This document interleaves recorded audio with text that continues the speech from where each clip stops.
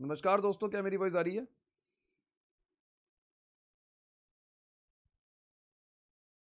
I am Audible? क्या मुझे सुन पा रहे हैं? नमस्कार दोस्तों।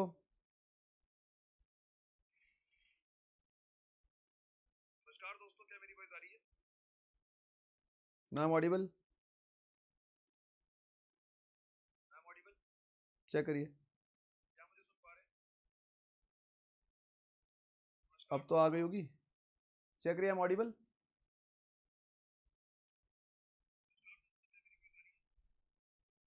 Now clear? चलिए, बहुत बढ़िया। ओके ओके, शाबाश शाबाश शाबाश, बहुत बढ़िया बहुत बढ़िया। चलिए तो स्टार्ट करते हैं गाइस सेशन। नमस्कार दोस्तों, मेरा नाम है Vishal Kumar Upadhyay, one of the star educator academy plus. अगर आप मेरे बारे में नहीं जानते हैं तो मैं आपको बता दूं, अकेडमी प्लस में हिस्ट्री, ज्योग्राफी, पॉलिटी और करंट अफेयर्स पढ़ाता हूं। ठीक है, तो ये अनअकैडमी का ही चैनल है डिफेंस ज्ञान, तो आप इसको सब्सक्राइब कर सकते हैं। अनअकैडमी का ही चैनल है डिफेंस ज्ञान। अभी तक आप अनअकैडमी शौर्य पे क्लासेस ले रहे थे, ये डिफेंस ज्ञान भी अनअकैडमी का ही चैनल है, इस बात को आप दिमाग में रखिएगा। ठीक है, तो ये इस चैनल पे मेरी पहली क्लास है। ओके, तो स्टार्ट करते हैं हम लोग मेरा सेशन। तो बच्चों, आज की जो हमारी क्लास का टाइटल रहने वाला है, उसमें आज हम लोग पढ़ेंगे कंप्लीट, ये कोर्स नहीं है, टॉपिक्स के नाम आज हम पढ़ने वाले हैं। ठीक है, सीडीएस के लिए भी, सीएपीएफ के लिए भी।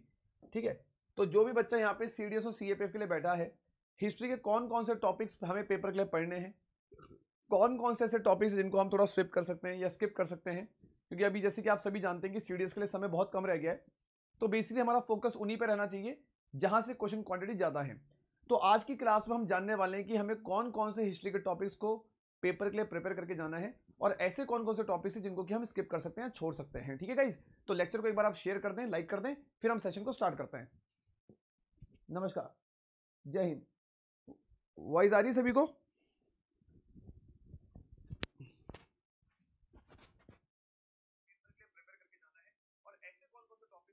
थोड़ा सा माइक का आप लोग जो है, वॉइस आ रही है भैया, वॉइस आ रही है, वॉइस आ रही है, थोड़ा स्पीकर अपना तेज करो, थोड़ा स्पीकर अपना तेज करिए, वॉइस आ रही होगी। रुक जाओ, मैं से थोड़ा और ऊपर कर लेता हूँ, इसलिए माइक में थोड़ा इशू चलता रहता है ना, आप इस चीज के। चलिए, नाम ऑडिबल, ध्यान दो। अभी वॉइस क्लियर है? चेक करिए।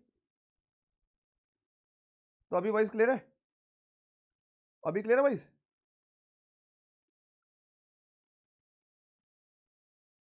अभी चेक करो। नाम ऑडिबल, ध्यान दो। चलिए चलिए, ठीक है, बहुत बढ़िया, शाबाश। तो लर्नर, जैसे कि मैंने आपको बताया, ठीक है, ओके ओके, थोड़ा सा मैनेज कर लो यार, फौजी आदमी, थोड़ा तो मैनेज कर सकते हो ना। चलिए, तो स्टार्ट करते हैं गाइस हम लोग। तो आज की क्लास में हम लोग जानने वाले हैं कि हिस्ट्री के हमें कौन कौन से टॉपिक्स जो है पढ़ के जाने हैं पेपर के लिए, और ऐसे कौन से टॉपिक्स हैं जिनको हम छोड़ सकते हैं। ठीक है, इसके अलावा मैं आपको आज की क्लास में ये बता दूंगा कि हिस्ट्री के नोट्स आपको कैसे बनाने हैं, किस बुक का आपको यूज करना है, और किस तरीके से आपको हिस्ट्री का पढ़ना है। आज का सेशन पूरा डेडिकेट रहेगा हिस्ट्री के लिए। कल सुबह का सेशन इसी चैनल पर डेडिकेट रहेगा पॉलिटी के लिए। फिर हम लोग पढ़ेंगे साइंस, फिर हम पढ़ेंगे ज्योग्राफी। मतलब कहने का मतलब, सब्जेक्ट जितने भी हमारे जनरल स्टडीज के सब्जेक्ट है, मैं एक एक सब्जेक्ट को उठा के उसकी प्रॉपर स्ट्रेटजीज के प्रॉपर टॉपिक्स, क्या पढ़ना है क्या छोड़ना है, सोर्स नोट्स सब आपको बताऊंगा। पर हम एक एक सब्जेक्ट उठा के चलेंगे। जैसे आज हमने उठा लिया है हिस्ट्री, तो आज हम हिस्ट्री की सारी कहानी जान लेंगे कि यहाँ पे हिस्ट्री में क्या पढ़ना है क्या नहीं पढ़ना है, कैसे नोट्स बनाने हैं, सब कुछ। चाहे सेशन हमारा 1.5-2 घंटे लगेगा, समय देखो टाइम लगेगा, लेकिन यह कि आपकी एक चिंता फ्री हो जाएगी, फिर आप वही पढ़ना जितना मैं आपको बताऊंगा। ठीक है, इतनी बात समझ गए? तो एक बार रिप्लाई कर दो, फिर हम सेशन को शुरू करते हैं। ठीक है, नहीं नहीं, ये मेरा चैनल नहीं है, अनअकैडमी का चैनल है भाई, मेरा चैनल नहीं है। ठीक है, अनअकैडमी का चैनल है। ठीक है, चलिए एक बार लेक्चर को शेयर कर दें।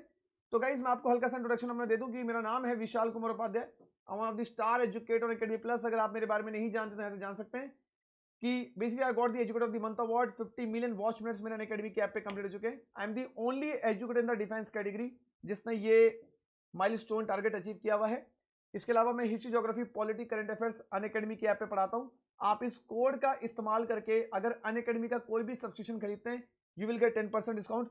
अगर मैं अभी आपके सामने यहाँ पे खड़ा हूं तो मैंने डिफेंस के वो सारे पेपर निकाले हुए हैं जिनके लिए मैं आपको पढ़ा रहा हूँ, ठीक है। I M highly experience educator. 4 साल मैंने अपनी लाइफ में ऑफलाइन पढ़ा है, उसके बाद पिछले 14 महीने से मैं अनअकैडमी पे लाइव पढ़ा रहा हूँ ऑनलाइन, ठीक है। और एज अ लीडिंग एजुकेटर मैं अपनी कैटेगरी में पढ़ा रहा हूँ, आप मेरे बारे में जान सकते हैं, ठीक है। इसके अलावा अगर हम यहाँ पे बात करें तो ये मेरी सक्सेस थी, अभी 51 मिलियन वॉचमेंट्स मेरे पूरे में ऑलरेडी बता चुका हूँ। तो हाँ, यहाँ पे एक बार थोड़ा बैचेस के बारे में सुन लो कि अनअकैडमी पे लक्ष्य सीडीएस बैच चल रहा है। ये 45 डेज का क्रैश कोर्स है। अगर आप लोग फरवरी वाले एग्जाम के लिए टारगेट कर रहे हैं तो आप इस एग्जाम को देख सकते हैं। इसमें कैटेगरी जितने भी टॉप एजुकेटर्स हैं वो आपको पढ़ाएंगे, तो आप इस बैच को इनरोल कर लीजिए, ठीक है, ताकि आपकी प्रिपरेशन सीडीएस एग्जाम के लिए बहुत अच्छी हो जाए। इसके अलावा अगर मैं आपको बताऊं तो कई सारे बच्चे बोल रहे हैं कि सर अनअकैडमी की ऐप पे आईबी का बैच कब आएगा। तो आईबी का बैच ये लॉन्च हो चुका है गाइस, ये 7 जनवरी से आईबी का बैच स्टार्ट हो रहा है, ठीक है। तो इसमें सारे सिलेक्टेड एजुकेटर्स हैं, हाईली एक्सपीरियंस एजुकेटर्स हैं सारे, ठीक है। तो इसका शेड्यूल भी आपको मिल जाएगा। आप इस कोर्स के लिए भी अनअकैडमी की ऐप को सब्सक्राइब कर सकते हैं। और मैं बार बार बोल रहा हूँ 10% डिस्काउंट के लिए use my referral code Vishal sir live. अगर आप अनअकैडमी पे कोई भी कोर्स खरीदते हैं तो मेरा कोड यूज कर लेना, 10% फीस आपकी कम हो जाएगी। इसके अलावा गाइस अगर मैं आपको बताऊं तो सीएपीएफ का बैच 2021 वाले, जो 2021 में आपका अगस्त में पेपर होगा सीएपीएफ का, इसका बैच भी अनअकैडमी की ऐप पे लॉन्च हो चुका है। इसको भी आप सब सब्सक्राइब कर सकते हैं, ठीक है। ये 4 जनवरी से बैच शुरू होगा, 31 जुलाई तक चलेगा, ठीक है। और आप इसको ज्वाइन कर सकते हैं, आपकी अच्छी खासी प्रिपरेशन इसमें भी हो जाएगी। इसके अलावा कल से अनअकैडमी पे सेना सीडीएस बैच स्टार्ट हो रहा है। अगर किसी बच्चे ने अभी तक सीरीज की तैयारी नहीं शुरू करी है और चाहता है कि उसका फैब वाला पेपर अच्छे से क्लियर हो जाए, तो ये अपॉर्चुनिटी है आपके पास। कल से बैच स्टार्ट हो रहा है, स्टार्टिंग से इस बैच को आप एनरोल कर सकते हैं। कई सारे बच्चों को एक मिथ होता है कि क्या सर अलग अलग बैच को, क्या सर हमें अलग अलग बैच के लिए क्या अलग अलग पेमेंट करनी होती है। ऐसा नहीं है। ये जितने भी बैचेस अभी मैं आपको यहाँ दिखा रहा हूँ, आपको सिर्फ एक बार पे करना है, उसके बाद आप ये सारे बैच देख सकते हैं। अनअकैडमी पे जितने भी बैचेस चल रहे हैं हमारी कैटेगरी के अंदर, इन सारे बैचेस को आप देख सकते हैं। आपको पेमेंट बस एक बार करनी होती है, ये बात आप ध्यान में रखिएगा, ठीक है। हाँ, और इसके अलावा एजुकेटर्स जितने भी हमारी कैटेगरी में पढ़ा रहे हैं, उनका किसी का भी आप इंडिविजुअल कोर्स जाके देख सकते हो। कई सारे बच्चे डाउट पूछते हैं, इसलिए मैं क्लियर कर रहा हूं। तो ऐसा नहीं है। अगर एक बार आपने अनअकैडमी का सेशन ले लिया, उसके बाद आप इन सब कोर्स को एनरोल कर सकते हो। ऐसा नहीं कि इसके लिए आपको अलग पेमेंट करना है, उसके लिए अलग करना है, ऐसा कुछ भी नहीं है। इसके अलावा गाइज, ये मेरे टेलीग्राम चैनल का नाम है unacademy@विशाल। आप इसको सर्च करके मेरे टेलीग्राम चैनल पे जुड़ जाइए, ताकि मैं आपको मेरी फ्री क्लासेस के सारे लिंक्स यहाँ पे दे सकूं, अपनी फ्री क्लासेस के बारे में आपको बता सकूं। चलिए फिर हम सेशन को स्टार्ट करना शुरू कर रहे हैं। एक बार सभी बच्चे कमेंट में यस कर दीजिए और शेयर कर दीजिए। अरे ये हमारा चैनल नहीं है, ये अनअकैडमी का चैनल है भैया। हाँ, मेरा पर्सनल चैनल नहीं है।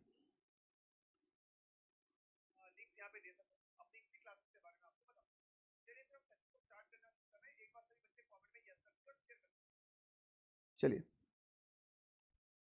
ओके, तो कॉपी पेन लेके बैठना। एक व्हाइट कॉपी पेन, मतलब व्हाइट पेपर आपके पास होने चाहिए। व्हाइट पेपर और पेन लेके बैठना, ताकि मैं स्टार्टिंग से आपको सारी बातें बताता चलूं, ठीक है। चलिए स्टार्ट करते हैं फिर हम लोग। वेरी गुड वेरी गुड, शाबाश शाबाश। तो ध्यान दीजिएगा, तो हम स्टार्ट करते हैं क्लास अपनी। तो गाइस आइए,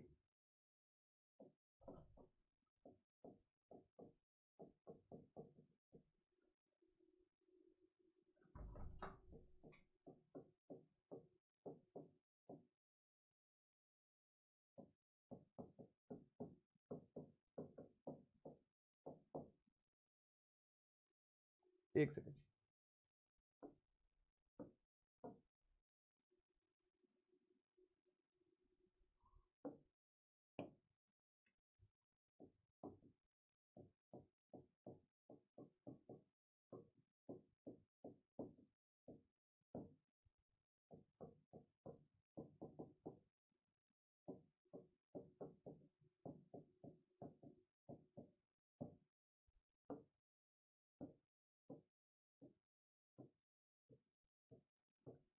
चलिए स्टार्ट करते हैं हम लोग, तो ध्यान देंगे सभी।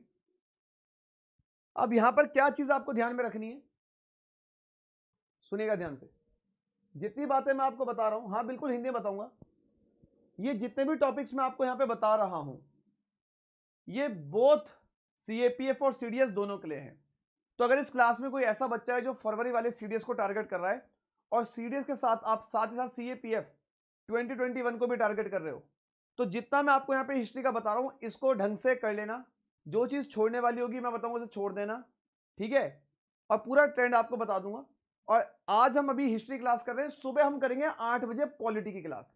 तब हम बात करेंगे कि पॉलिटी में क्या क्या पढ़ना है, क्या क्या छोड़ना है, आइए, तो जैसे कि आप सभी जानते हो कि अगर हम हिस्ट्री की बात करें तो पिछले कुछ सालों का एक्सपीरियंस रहा है कि हमेशा ज्यादा से ज्यादा क्वेश्चन बनते हैं मॉडर्न हिस्ट्री से। आधुनिक भारत से सबसे ज्यादा सवाल देखे गए हैं पेपर में, चाहे वो सीडीएस का हो चाहे सीएपीएफ का हो। बट लर्नर्स, मेरा यहां पे मानना है as a educator, as a history educator, आप कभी इस भरोसे मत जाओ कि आप सिर्फ मॉडर्न पढ़ के चले गए और जो है आपने सोचा कि मैं एंशिएंट हिस्ट्री को और मिडिवल हिस्ट्री को पूरी तरीके से स्किप कर दूं। यूपीएससी पेपर बना रहा है, वो कभी हमसे पूछ के पेपर नहीं बनाता कि भैया, या उसने कहीं लिखा हुआ नहीं है अपने किसी वेबसाइट पे कि मैं हमेशा हर बार मॉडर्न हिस्ट्री से ही क्वेश्चन दूंगा। समझ रहे हो?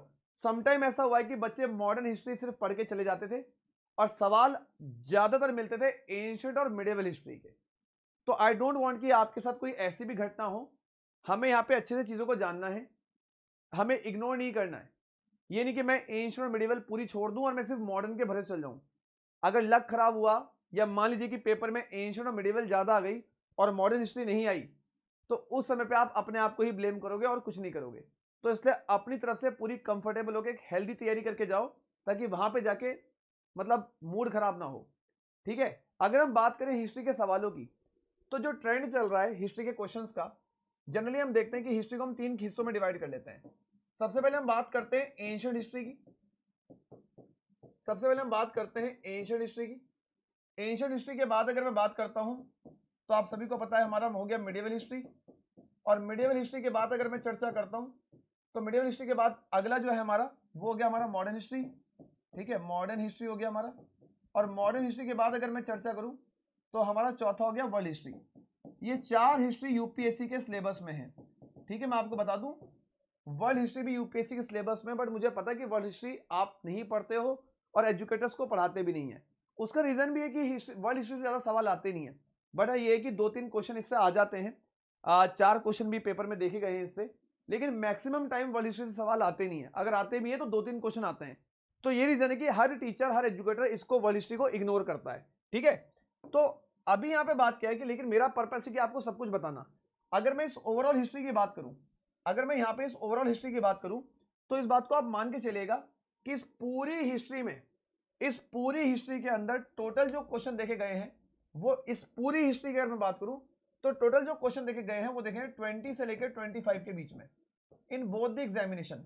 चाहे आप सीडीएस की बात कर लो, चाहे आप सीएपीएफ की बात कर लो। ठीक है, ये दोनों पेपर की अगर मैं बात करूं तो 20 से लेकर 25 क्वेश्चन इस हिस्ट्री से बन जाते हैं। तो बिल्कुल बेसिक से हम लोग बात करेंगे, ये नहीं कि मैं हवा में आपको सारी बातें बताऊंगा। चलिए, ठीक है, तो गाइज अब यहां पर क्या है, हाँ बिल्कुल आप एफकेट के लिए, जो बच्चे एफकेट के लिए क्लास देख रहे हैं, अगर कोई बच्चा एफकेट के लिए है, आईनेट के लिए है, एनडी के लिए, वो भी देख सकता है। मैं आपको बता दूं यहाँ पे आपके लिए सबसे अच्छी न्यूज क्या है वो सुन लो।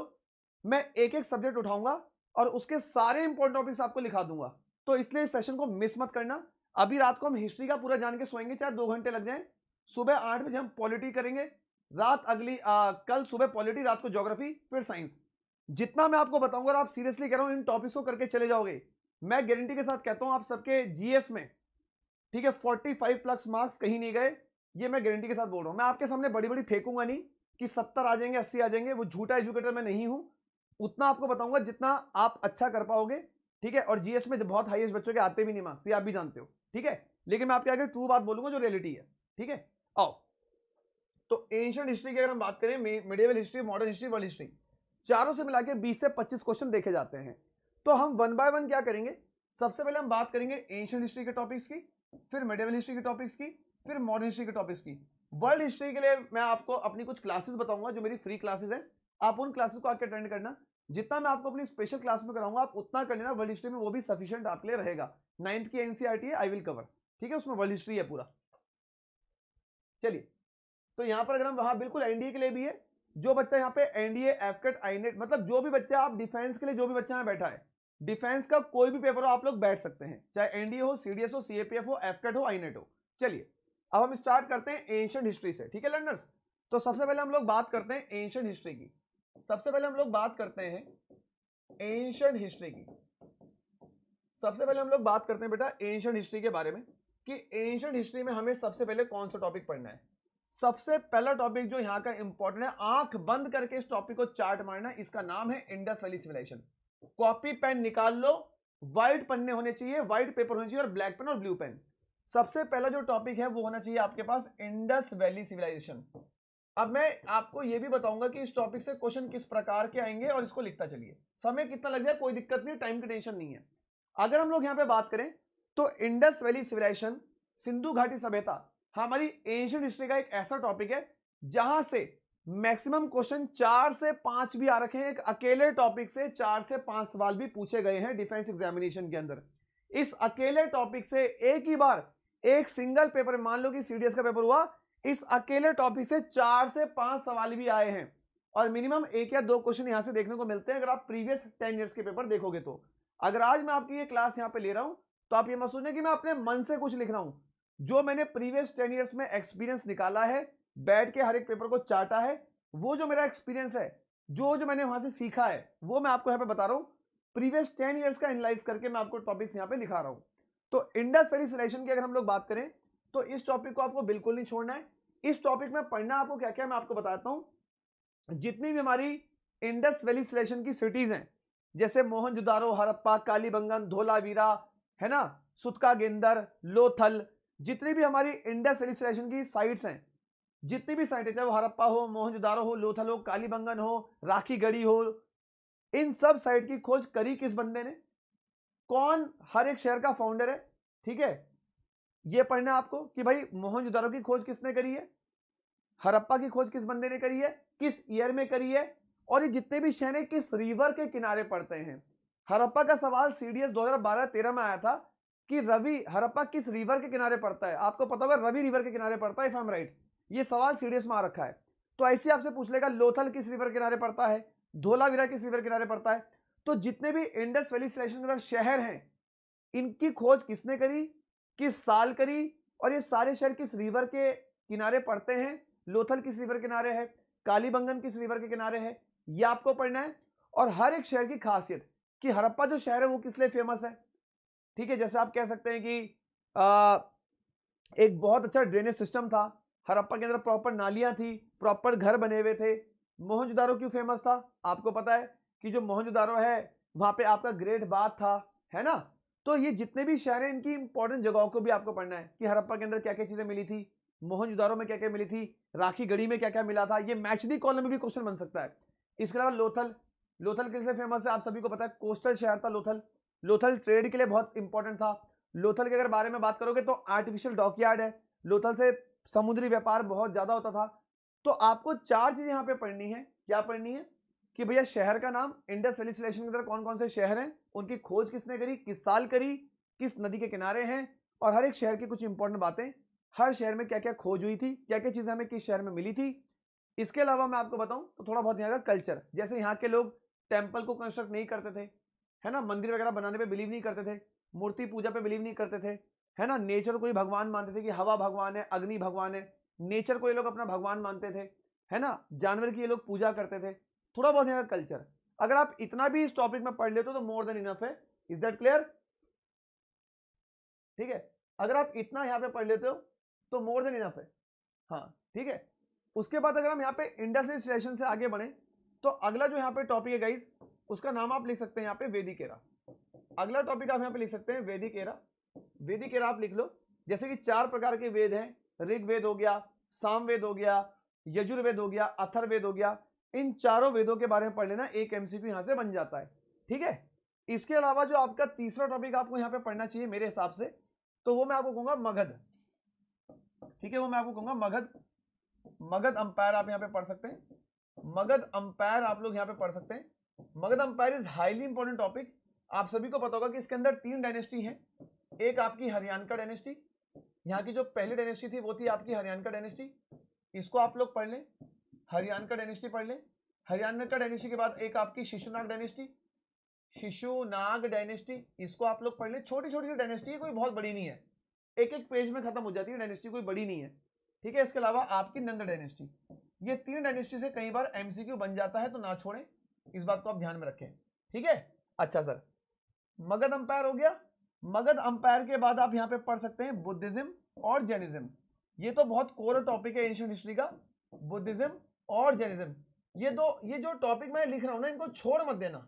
मतलब मैं आपको बता रहा हूं ये टॉपिक ऐसे इनको छोड़ मत देना बिल्कुल, ये मेरी सलाह है। आपको लग रहा होगा रात हो रही है, सो जाते हैं, नींद आ रही है, ठीक है, कंटिन्यूसली शाम के 6 बजे से पढ़ा रहा हूं, कंटिन्यूसली शाम के 6 बजे से पढ़ा रहा हूं, यकीन मानिएगा मेरी बात पे, ठीक है, कंटिन्यूसली पढ़ा रहा हूं, कंटिन्यूसली।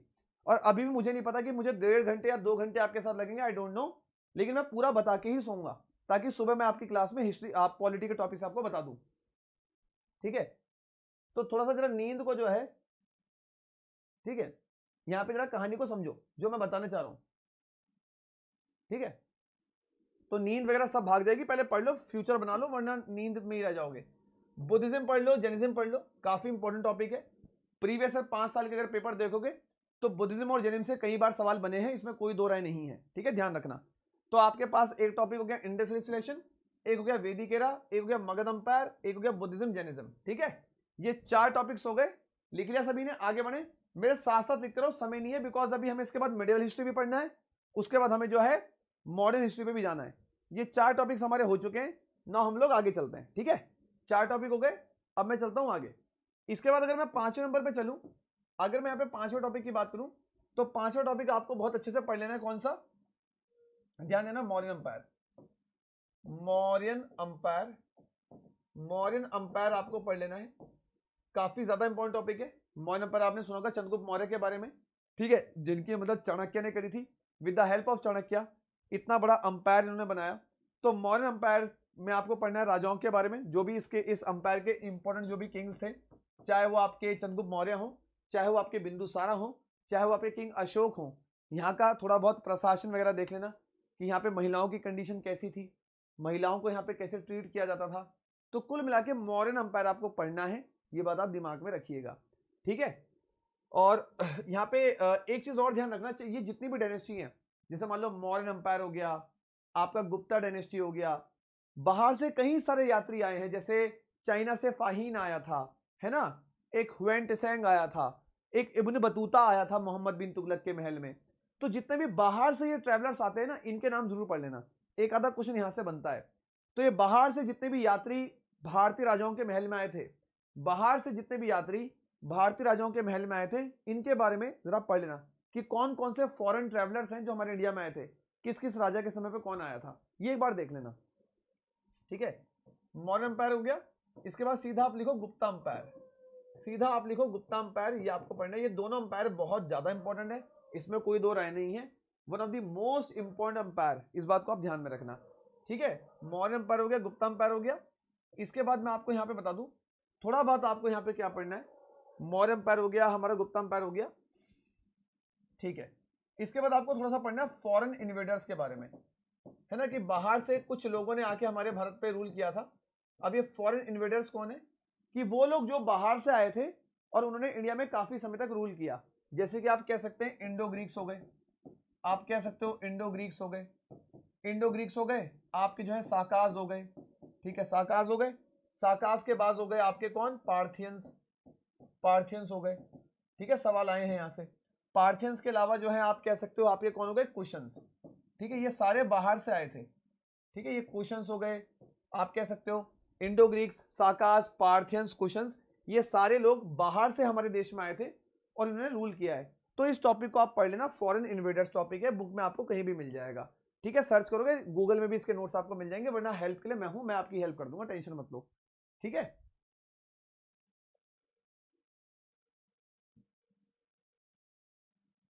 चलिए तो आगे चलते हैं, आगे चलते हैं,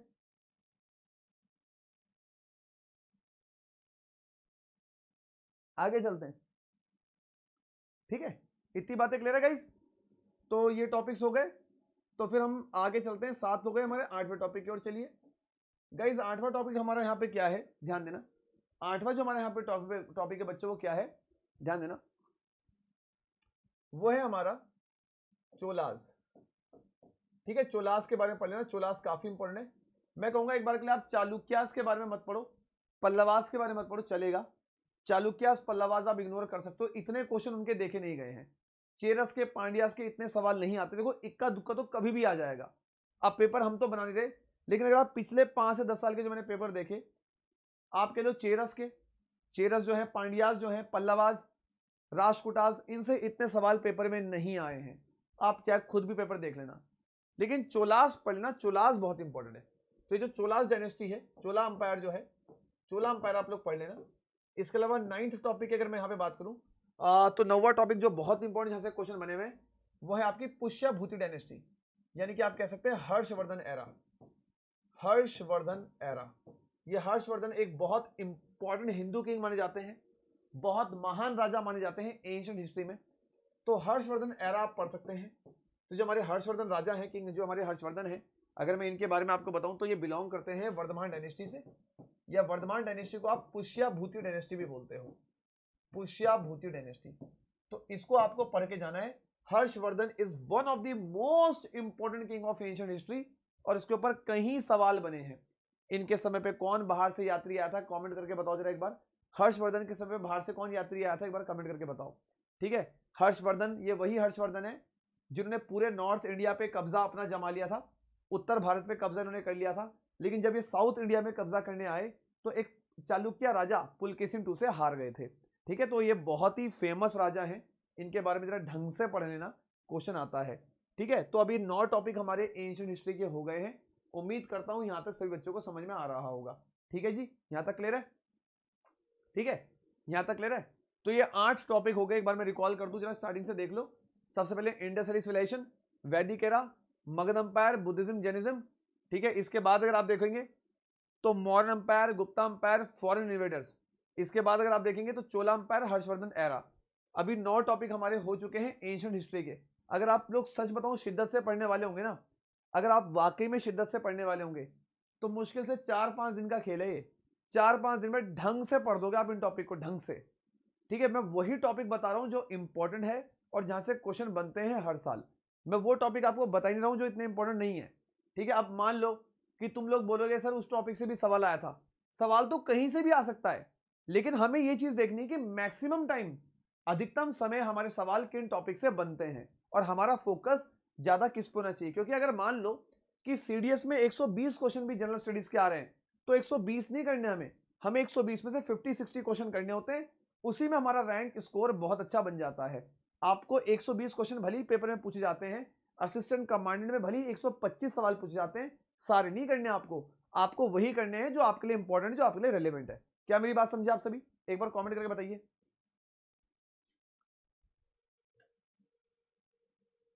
क्या मेरी बात समझे आप लोग?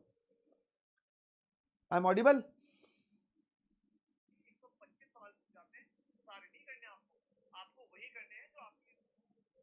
क्या मेरी बात समझ पा रहे हो? ठीक है, ये लिस्ट जो मैं आज आपको यहां पे लिखवा रहा हूं, ये लिस्ट जो मैं आपको यहां पे लिखा रहा हूं, ये लिस्ट आपके हमेशा काम आएगी हर एग्जाम में। तो इस बात को आप ध्यान से लिखिए, अच्छे से लिखते चलिए, काम बन जाएगा। ठीक है, चलिए, तो यहां तक हमारी बात हो गई। तो गाइस हम लोग आगे चलते हैं। ठीक है, ये हमारे टॉपिक हो गए। इसके बाद अगर हम लोग यहाँ पे 10वें टॉपिक की बात करें, जरा सभी रनर्स यहाँ पे ध्यान से देखिएगा। अगर हम लोग यहाँ पे बात करते हैं 10वें टॉपिक की, एंशिएंट हिस्ट्री की, बिल्कुल ठीक है, ओके। तो ये हो गया। थोड़ा बहुत आप लोग जो है अलेक्जेंडर के बारे में पढ़ लेना, जो अलेक्जेंडर हमारा किंग था, अलेक्जेंडर जो हमारा राजा था, जिसका सपना था पूरे वर्ल्ड पे कब्जा करना। ठीक है, आपको पता होगा ब्यास नदी से वापस लौट गया था ये। ठीक है, तो अलेक्जेंडर राजा हमारी हिस्ट्री में बहुत इंपॉर्टेंट है। वैसे तो कवर हो जाएगा पीछे, आपका इंडो ग्रीक्स में आता है ये कुछ, आपको मतलब पीछे जब आप जब आप फॉरेन इन्वेडर्स पढ़ोगे तो वहीं पे कवर हो जाएगा ये। ठीक है, हाँ, मैसेडोनिया अंपायर से बिलोंग करता था ये। ठीक है, तो आपका पहली कवर हो जाएगा ये, लेकिन फिर भी मैं लिख देता हूँ, इसको छोड़ना मत, काफी इंपॉर्टेंट टॉपिक है। अलेक्जेंडर के ऊपर काफी क्वेश्चन आते हैं। ठीक है, प्रीवियस क्वेश्चन देखे गए हैं, इसके ऊपर कई सारे सवाल बन जाते हैं। ठीक है, इसके अलावा आपको क्या करना है, कुछ इंपॉर्टेंट जो हमारी कुछ इंपॉर्टेंट एंशिएंट हिस्ट्री के अंदर बुक्स हैं, उन किताबों को और उनके ऑथर को पढ़ लेना है। ठीक है, जैसे आपने एंशिएंट हिस्ट्री में कई सारी बुक्स के नाम सुने होंगे।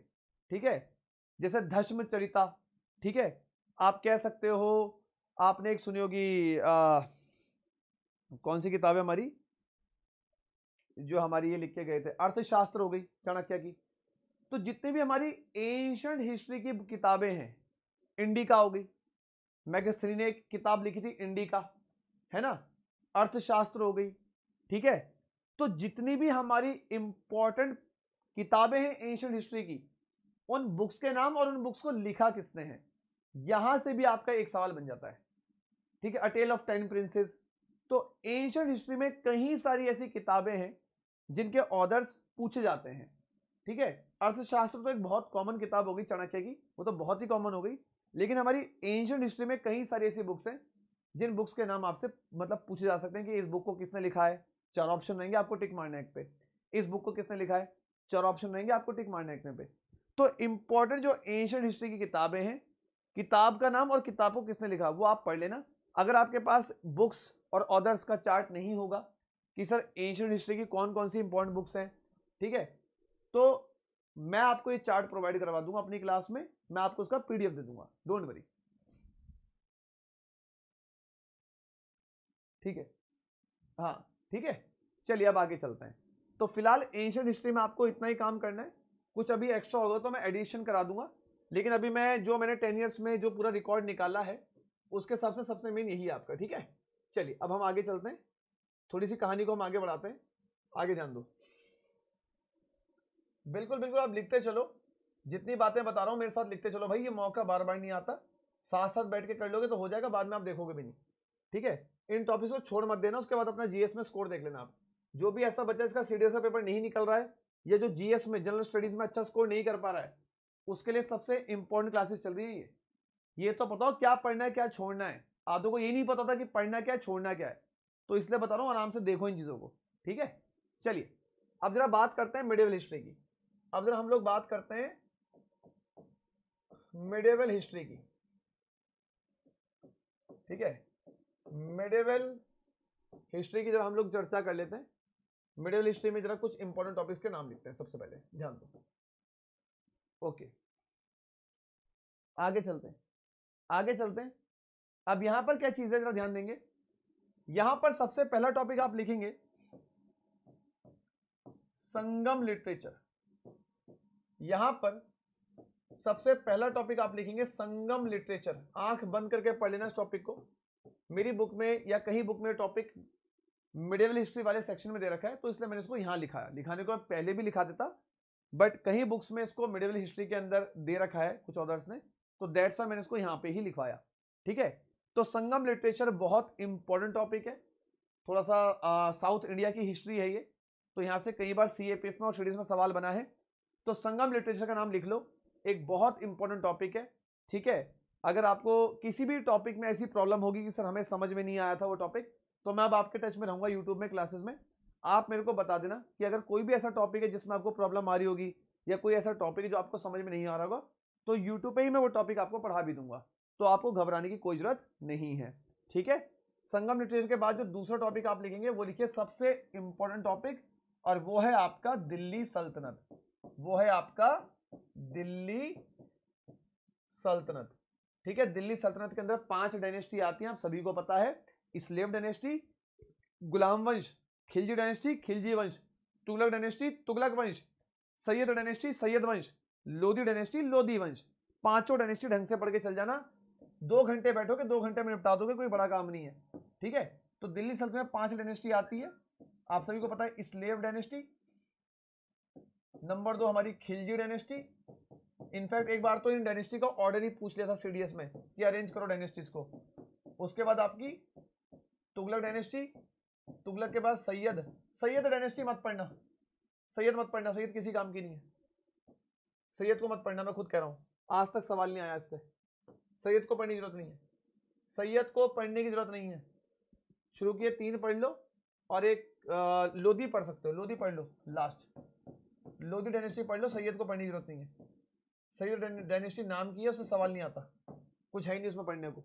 ठीक है, इसके बाद जो है आगे अगर हम चलें तो यहां पे आप लोग कह सकते हैं, आगे अगर हम लोग चलें तो नीचे आपको यहां पे मिलेगा विजयनगर अंपायर, विजयनगर अंपायर। इस टॉपिक पे 4 स्टार लगा लो, यहां से बहुत क्वेश्चन बनते हैं, इस टॉपिक पे 4 स्टार लगा लो।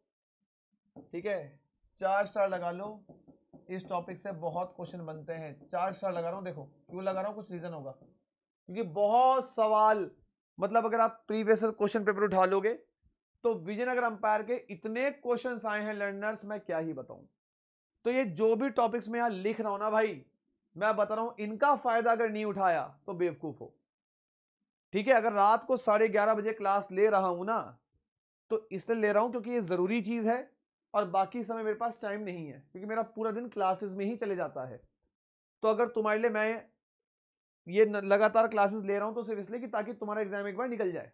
और जिसको नींद आ रही है तो उसको मैं बता दूं, ठीक है, जिस टीचर से फिलहाल पढ़ रहे हो, ठीक है, पिछले 1 महीने से वो टीचर ढंग से सोया नहीं है, और अगर पिछले 2 हफ्ते का रिकॉर्ड बता दूं, ठीक है, तो मुश्किल से 1.5 से 2 घंटे सोया हूं मैं, मुश्किल से पूरे दिन में। ठीक है, और बाकी पूरा टाइम काम कर रहा हूं नॉन स्टॉप। ठीक है, अगर उसके बावजूद भी तुम्हें नींद आ रही है तो जाके सो जाओ। ठीक है, मेरा एग्जाम नहीं, एग्जाम तुम्हारा है, और अगर तुम्हारे लिए मैं खड़े होकर यहाँ पे काम कर रहा हूँ तो शायद से इतनी उम्मीद कर सकता हूँ कि तुम बैठ के सीख तो सकते हो, है ना। तुम आराम से घर पे बैठे होंगे, मैं खड़ा हो रखा हूँ तब से, और जबकि नॉन स्टॉप शाम 6 बजे से मेरी क्लास चल रही थी। मेरे प्लस वाले बच्चों से पूछ लेना जो जिसको ना पता हो। ठीक है,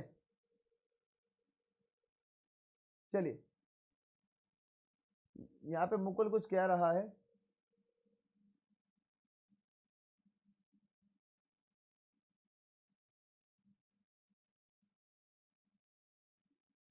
यहाँ पे मुकुल पूछना चाह रहे हैं कि तुमने कितनी बार सीडीएस निकाला है। किसने? मुकुल, हमें नहीं लगता कि ये सवाल यहाँ पूछना जाना चाहिए बेटा, ये सवाल बाद में पूछना है कि किसने कितनी बार सीडीएस निकाला है ना। अपने एग्जाम की तैयारी करो, ये सवाल यहाँ पूछना बंद करो कि कितनों ने सीडीएस निकाला है। जो चीज चल रही है कृपया करके उस पर कॉन्सेंट्रेट करो। ठीक है बेटा मुकुल, बात समझ में आ रही है? चलिए, तो आगे चलते हैं। ठीक है, ओके, पहले मैं आपको टॉपिक्स बता दूं, टॉपिक्स बताने के बाद मैं आपको बुक सजेस्ट करता हूं। ठीक है, पहले मैं आपको एंशिएंट, मिडिवल, मॉडर्न हिस्ट्री, तीनों हिस्ट्री के पहले टॉपिक्स बताता हूं, उसके बाद बच्चों मैं आपको बुक सजेस्ट कर देता हूं। Gate my point? ये भी बता दूंगा नोट्स कैसे बनाने हैं। तो क्लास में बैठे रहो जब तक मैं तुम्हारे साथ खड़ा हुआ हूं। तो ठीक है, चलिए आगे बढ़े। यहां तक कहानी क्लियर है सभी को? एक बार रिप्लाई कर दो। अगर यहां तक कहानी क्लियर है तो एक बार रिप्लाई कर दो भाई।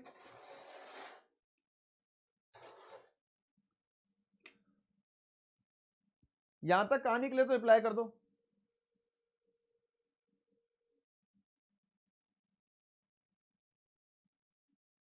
भैया यहां पे प्रीतम सिंह बोल रहे हैं कि सर एफकेट में और आईनेट में इतना डीप में नहीं आता। बिल्कुल प्रीतम, इतना डीप में एफकेट और आईनेट में नहीं आता, लेकिन मेनली जो क्लास बेटा चल रही है ये फोकस्ड है सीडीएस, सीएपीएफ और एनडीए के लिए, जो कि यूपीएससी के पेपर है। वहां इतना डीप आता है कि हम सोच भी नहीं सकते। ठीक है, लेकिन अगर आप एफकेट और आईनेट की तैयारी कर रहे हो और आप इतना पढ़ लोगे तो आप टॉप मार दोगे एफकेट और आईनेट में। ठीक है, चलिए, मिल गया होगा आपको आपके सवाल का आंसर। तो यहां तक हम लोग आगे चलते हैं। विजयनगर अंपायर हो गया हमारा। इसके बाद हम लोग थोड़ा कहानी में आगे बढ़ते हैं, ध्यान दीजिए। ओके, तो कितने टॉपिक हो गए हमारे इसके? मिडिल की तरह एक बार देख लूं। मिडिल का तीसरा टॉपिक है हमारा विजयनगर अंपायर। ठीक है, तो चलिए लर्नर्स आगे चलते हैं। चौथे टॉपिक की अगर हम लोग बात करें तो प्यारे बच्चों, चौथा टॉपिक हमारा कौन सा होगा मिडिल हिस्ट्री का? वो होगा हमारा मुगल अंपायर। वो होगा हमारा मुगल अंपायर। मुगल अंपायर में आपको 5 बादशाहों के बारे में खासकर पढ़ना है। आपका भाजसा, इसको ध्यान में रखना, इनको बहुत ढंग से पढ़ना है। भाजसा का मतलब क्या होता है? बी फॉर होता है बाबर, एच फॉर होता है बेटा हुमायूं, इनको छोड़ना नहीं है। ए फॉर होता है अकबर, मोस्ट इंपॉर्टेंट, अकबर तो मोस्ट इंपॉर्टेंट है। जे फॉर हो गया आपका जहांगीर, जे फॉर हो गया जहांगीर। एस फॉर हो गया आपका शाहजहां, एस फॉर हो गया शाहजहां। और ऐसी ए फॉर हो गया आपका औरंगजेब, ए फॉर हो गया आपका औरंगजेब। इन सबके बारे में आपको पढ़ना है, इस बात को आप ध्यान में रखना।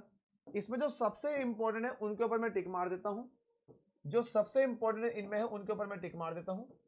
यहां पे आपको दिख गया होगा। जो इनमें सबसे इंपॉर्टेंट है उनको मैंने गोला कर दिया है। मैं आपको बता दूं, जो इनमें सबसे ज्यादा इंपॉर्टेंट के ऊपर मैंने गोला मार दिया है, लेकिन इसका यह मतलब नहीं कि आप जहांगीर और बाबर पढ़ेंगे नहीं। बाबर और जहांगीर के कंपैरिजन में इन चारों से सवाल ज्यादा बने हुए हैं। प्रीवियस ईयर 10 ईयर क्वेश्चन देखो, बाबर और जहांगीर की तुलना में जिनको मैंने हाईलाइट किया है ना, इन चारों के ऊपर सवाल ज्यादा बने हुए हैं, और उसी रीजन से मैंने इन चारों को हाईलाइट किया है। अब यहां पे क्या है सर, इनके बारे में हमें क्या क्या पढ़ना है? इनके बारे में आपको पढ़ना है थोड़ी बहुत इनकी बैटल्स के बारे में, कौन कौन से युद्ध इन्होंने लड़े हैं, इसके अलावा इन्होंने कौन कौन सी बिल्डिंग्स इन लोगों ने बनाई हैं, इन लोगों ने कौन कौन सी बिल्डिंग्स बनाई हैं, इसके अलावा इन लोगों के समय पे कौन कौन से इंपॉर्टेंट पेंटर्स थे। सीडीएस का पेपर देखो, पेंटर से कितनी बार सवाल आ गया। जैसे अकबर के समय पे एक बहुत फेमस पेंटर थे अब्दुस सामद। अब्दुस सामद अकबर के समय पे एक बहुत प्रसिद्ध पेंटर थे। इसके अलावा आप कह सकते हैं दसवंत, बसावन, बसावन हो गया, दसवंत हो गया, अब्दुस सामद हो गया, ठीक है। सुन रहे हो, मुर्शिद अली, कहीं सारे इंपॉर्टेंट पेंटर्स थे अकबर के कोर्ट में। और यूपीएससी सीडीएस में, सीएपीएफ में, आईएएस के प्रीलिम्स में और एनडी एग्जामिनेशन में पता नहीं कितनी बार पूछे जा चुके हैं। इनफैक्ट एफकेट पेपर में भी 2 बार आ चुका है सवाल। तो अकबर के समय पे खासकर पेंटर्स कौन कौन थे जरा ध्यान से पढ़ लेना। हुमायूं के समय पे पेंटर्स कौन कौन थे पढ़ लेना। जहांगीर के समय पेंटर्स कौन कौन थे पढ़ लेना। आपको मेनली जो पेंटर्स मिलेंगे ना वो इन तीनों में मिलेंगे, हुमायूं, अकबर और जहांगीर। इन तीनों में आपको मेनली पेंटर्स मिलेंगे जिनको मैंने ग्रीन हाईलाइट कर दिया है, ठीक है। यहां पे आपको पेंटर्स बहुत देखने को मिलेंगे क्योंकि हुमायूं जब पर्शिया से आए थे तो ये अपने साथ कई सारे पेंटर्स को लेते हुए आए थे। और हुमायूं के बाद पेंटर आपको अकबर में भी देखने को मिलेंगे और जहांगीर तक आपको पेंटर देखने को मिलेंगे। तो हुमायूं, अकबर, जहांगीर के इंपॉर्टेंट पेंटर्स के नाम पढ़ लेना, पेपर में कई बार पूछे गए हैं, ठीक है जी।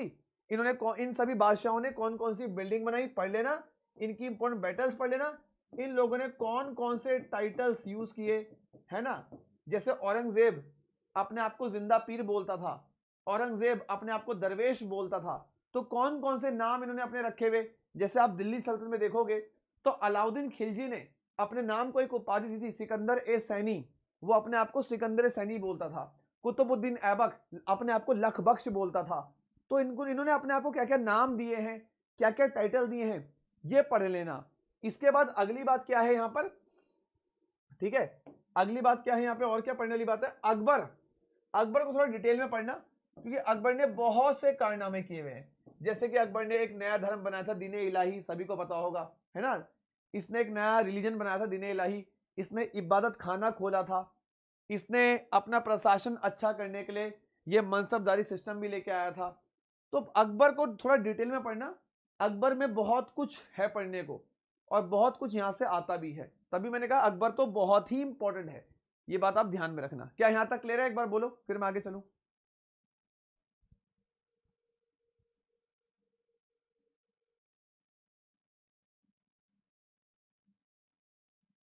देखो अननोन वॉरियर बोल रहा है कि कल बिहार पीसीएस में भी पेंटिंग से क्वेश्चन आया है। देख रहे हो, यहां पे एक बच्चा बोल भी रहा है कि सर कल बिहार पीसीएस में पेंटिंग से क्वेश्चन आया है। तुम्हारे सामने देखो एक बच्चा बोल रहा है, देख लो आप लोग। अगर यहां तक क्लियर है तो एक बार यस कर दो कि हाँ सर क्लियर है। अगर यहां तक क्लियर तो एक बार बोल दो यस क्लियर है। अरे आशु, आशु,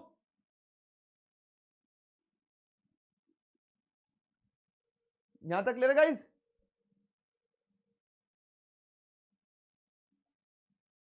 बहुत बढ़िया, बहुत बढ़िया,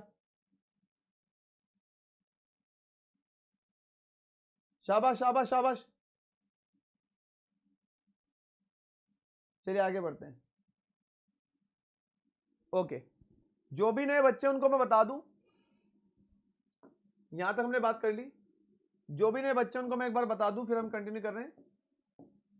अन एकेडमी @विशाल, ये मेरे टेलीग्राम चैनल का नाम है। सर्च करके आप इसे ज्वाइन कर लें। अन एकेडमी @विशाल मेरे टेलीग्राम चैनल का नाम है। इसे आप ज्वाइन कर लें ताकि मेरी सारी फ्री क्लासेस के बारे में आप जान जाएं। अन एकेडमी पे फ्री क्रैश कोर्स चल रहा है सीडीएस, सीएपीएफ, एनडी के लिए, जिसमें मैं जनरल स्टडीज पढ़ा रहा हूं सुबह 10 से 11 बजे। सुबह 10 से 11 बजे आपको कुछ नहीं करना, अन एकेडमी की ऐप पे जाना है, सीडीएस कैटेगरी में। सीडीएस कैटेगरी आप खोलेंगे, सुबह 10 से 11 मेरी फ्री क्लासेस चलती हैं। और अन एकेडमी की ऐप आप खोलेंगे रात 10 से 11, 10 से 11 में डेली फ्री करंट अफेयर्स पढ़ाता हूं। तो आप उन क्लासेस में भी आ सकते हैं। उन क्लास का लिंक आपको टेलीग्राम चैनल में मिल जाएगा, इसको आप ज्वाइन कर लें। चलिए आगे बढ़ते हैं हम लोग, ठीक है।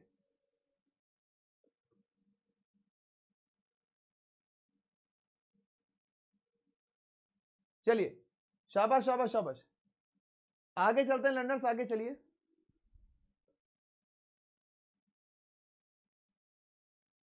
चलिए, तो यहां तक सभी बच्चों ने टॉपिक लिख लिए। अब हम आगे बढ़ते हैं, थोड़ी सी कहानी को आगे बढ़ाते हैं। जिसको पॉलिटी के भी इंपॉर्टेंट टॉपिक्स लिखने होंगे, पॉलिटी के इंपॉर्टेंट टॉपिक्स, कल सुबह 8 बजे क्लास है पॉलिटी के लिए, ध्यान रखना सुबह 8 बजे कल, ठीक है। चलिए, तो अब हम आगे बढ़ते हैं। इसके अलावा 5 जो टॉपिक आपको पढ़ना है मिडिवल हिस्ट्री में, वो आपको पढ़ना है सूर अंपायर। क्या पढ़ना है? सूर अंपायर। शेरशाह सूरी का नाम सभी ने सुना होगा। सूर अंपायर यानी कि शेरशाह सूरी। शेरशाह सूरी का नाम सभी ने सुना होगा, यहां से भी क्वेश्चन बहुत बार आते हैं, ठीक है। आपको पता होगा कि हुमायूं को शेरशाह सूरी ने हरा दिया था, ठीक है। 1540 में हुमायूं को शेरशाह सूरी ने हरा दिया था, और 1540 से लेकर 1555 तक, 1540 से लेकर 1555 तक मुगल अंपायर नहीं था। आपको भारत के अंदर देखने को मिलेगा सूर अंपायर। शेरशाह सूरी ने इसकी स्थापना करी थी, ठीक है। तो it is one of the most important topic, यहां से क्वेश्चन आते हैं, इसको आपको पढ़ना है, ठीक है। ये आपका हो गया। और इसके बाद हाँ, इतना मेरे ख्याल से बहुत है मिडिवल हिस्ट्री में, और कुछ आपको ऐसा मिडिवल हिस्ट्री में पढ़ने की जरूरत नहीं है, ठीक है। और ठीक है, इतना फिलहाल बहुत है, बाकी कुछ एडिशनल को तो मैं करवा दूंगा। Now come back to modern history. अब आप लोग जो है मॉडर्न हिस्ट्री में आइए फटाफट, ठीक है। अब आइए आप लोग मॉडर्न हिस्ट्री में चर्चा करते हैं मॉडर्न हिस्ट्री की, ध्यान देना। तो हम लोग यहाँ पे बात करते हैं मॉडर्न हिस्ट्री की, कि मॉडर्न हिस्ट्री में क्या क्या पढ़ना है और क्या क्या नहीं पढ़ना है। आइए, दिख रहा है सभी को? Shall we start? हाँ, कल की क्लास भी यूट्यूब पे ही है भाई, कल की क्लास भी आपकी यूट्यूब पे ही है, डोंट वरी, ठीक है। इसी चैनल पे हम पढ़ेंगे। आज तो इसे मैं आपको हिस्ट्री के सारे टॉपिक्स दिखा रहा हूं, कल बेटा सुबह मैं आपको पॉलिटी के टॉपिक्स दिखाऊंगा, ठीक है बेटा। चलिए आ जाओ। तो मॉडर्न हिस्ट्री पिछले कई सालों से ऐसा देखा गया है कि मॉडर्न हिस्ट्री के सबसे ज्यादा क्वेश्चन आते हैं पेपर में। ये बात बिल्कुल सही भी है। एज पर अगर मैं आपको अपना एक्सपीरियंस बताऊं तो इसमें कोई भी दो राय नहीं है, मॉडर्न हिस्ट्री से सबसे ज्यादा सवाल आते हैं। मॉडर्न हिस्ट्री से बच्चों सबसे ज्यादा सवाल आते हैं, ये बात बिल्कुल सही है, ये बात आपको माननी पड़ेगी। चलिए, तो हम लोग स्टार्ट करते हैं, आगे अपनी क्लास कंटिन्यू करते हैं, ठीक है। चलिए भाई, बोर तो नहीं हो रहे हो भाई? लर्नर्स बोर तो नहीं हो रहे हो?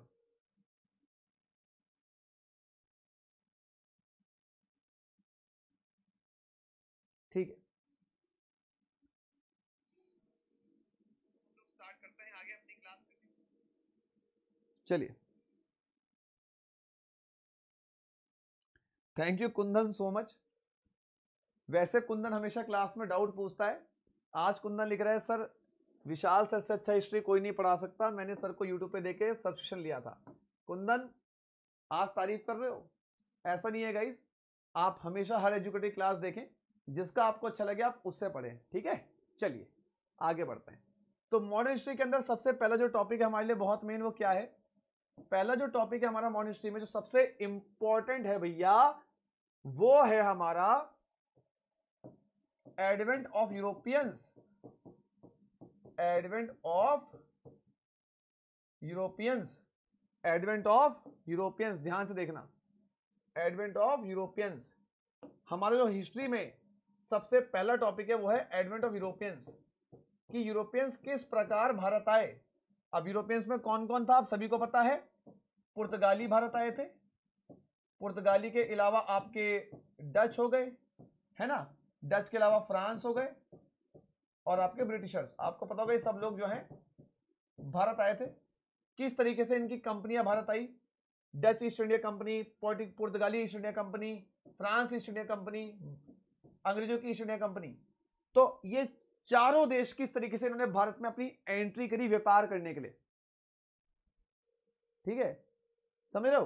तो इस बात को आप लोग ध्यान देना, इस बात को आप लोग जरा यहां पे ध्यान देना, ठीक है, ठीक है।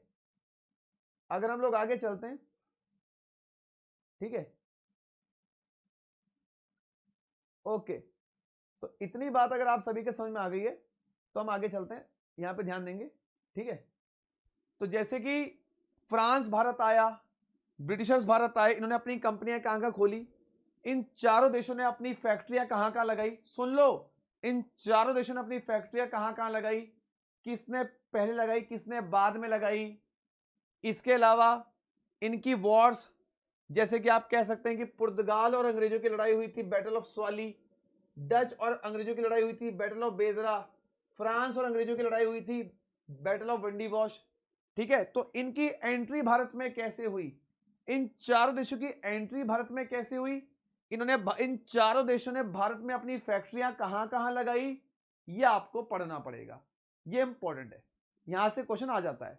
इसके बाद अगर गाइस मैं आपको बताऊं तो मॉडर्न हिस्ट्री में जो आपका दूसरा टॉपिक है जो आपको पढ़ना है, दूसरा टॉपिक जो बच्चों आपको पढ़ना है, जो खासकर आपके लिए बहुत बहुत ज्यादा इंपॉर्टेंट है, तो गाइस वो हो जाएगा आपका यहां पर, आप कह सकते हैं मराठास।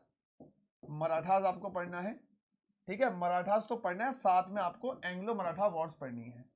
एंग्लो मराठा वॉर्स बहुत इंपॉर्टेंट है, इनको आपको बिल्कुल नहीं छोड़ना है। और Anglo Maratha Wars, Anglo Maratha Wars जो है आपकी, इनके आपको ईयर्स भी पढ़ने हैं कि एंग्लो मराठा वॉर, पहली एंग्लो मराठा वॉर किस साल हुई, दूसरी एंग्लो मराठा वॉर किस साल हुई, क्योंकि कई बार क्या होगा 3-4 लड़ाइयां आपको दी जाएंगी, उनको अरेंज करके दिखाओ कि पहले कौन सी लड़ाई हुई, बाद में कौन सी हुई, फिर कौन सी हुई। जैसा आपको दे दिया Anglo Mysore war first, second Anglo Maratha war, तो मतलब 3-4 लड़ाइयों के नाम आपको दिए जाएंगे, उनको ऑर्डर में अरेंज करके दिखाओ कि पहले कौन सी हुई, फिर कौन सी हुई, फिर कौन सी हुई, तो तभी कर पाओगे जब आपको इन युद्ध के, इन वॉर के ईयर पता होंगे। ठीक है,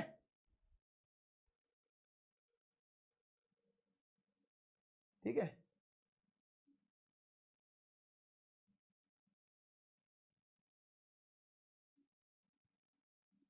ठीक है, ठीक है, ओके। तो आगे चलते हैं गाइस हम लोग। इसके बाद अगर हम लोग चलें, इसके बाद अगर हम लोग यहां पे चलें, अगले टॉपिक पर हम लोग चर्चा करें, ध्यान देना, ठीक है। तो तीसरा जो यहाँ पे टॉपिक है, उसकी बात अगर हम लोग यहाँ पे करते हैं, तो तीसरा टॉपिक आप कर सकते हो यहाँ पे, मराठा हो गया आपका, ठीक है, एंग्लो मराठा वॉर होगी। इसके बाद आप पढ़ लो Anglo Mysore wars, Anglo Mysore war पढ़ लो, ठीक है, और आप एंग्लो सिख वॉर और पढ़ लो, एंग्लो सिख वॉर, ये मैं पढ़ा दूंगा आपको, don't worry, Anglo Sikh war में पढ़ा दूंगा। ठीक है बेटा, ये जो हिस्ट्री के टॉपिक्स तुम्हें अगर ये ज्यादा लग रहे हैं ना, कभी हिस्ट्री किताबें खोल के देखना, हिस्ट्री किताबें खोल के देखना, ये तो कुछ भी नहीं है, मुश्किल से अभी तुम्हारे 20 टॉपिक नहीं पहुंचे हिस्ट्री में, और एंशिएंट मिडिवल मॉडर्न में कितने टॉपिक जरा खोल के देखना। अब ये थोड़ी कि यार मैं तुम्हें यहां पे बोलूं कि बस ये 3-4 टॉपिक पढ़ के चल जाओ, भैया स्ट्रेटजी बताई जा रही है, वो टॉपिक्स बताए जा रहे हैं जो इंपॉर्टेंट है। खेल थोड़ी चल रहा है बच्चों की लाइफ के साथ कि 6-7 टॉपिक आके बता दूं, उनसे ही थोड़ी पेपर आएगा। अभी मैंने कितने सारे टॉपिक्स जो आपको लिखाए नहीं है, चालुक्यास नहीं लिखाया, पल्लवास छोड़ दिया, राष्ट्रकूटास छोड़ दिया, प्रतिहारास छोड़ दिया, सोच के देखो, पालास छोड़ दिया, सब तो छोड़ दिया, ये कहां लिखा है मैंने आपको, क्योंकि रेलेवेंट नहीं है। चेरस छोड़ दिया, पांड्यास छोड़ दिया, कितने मैंने मुंह से भी जितने टॉपिक बोले वो सब मैंने छोड़े, क्यों, बिकॉज इंपॉर्टेंट नहीं है। लेकिन इन टॉपिक को नहीं छोड़ा जा सकता भैया, ये इंपॉर्टेंट है।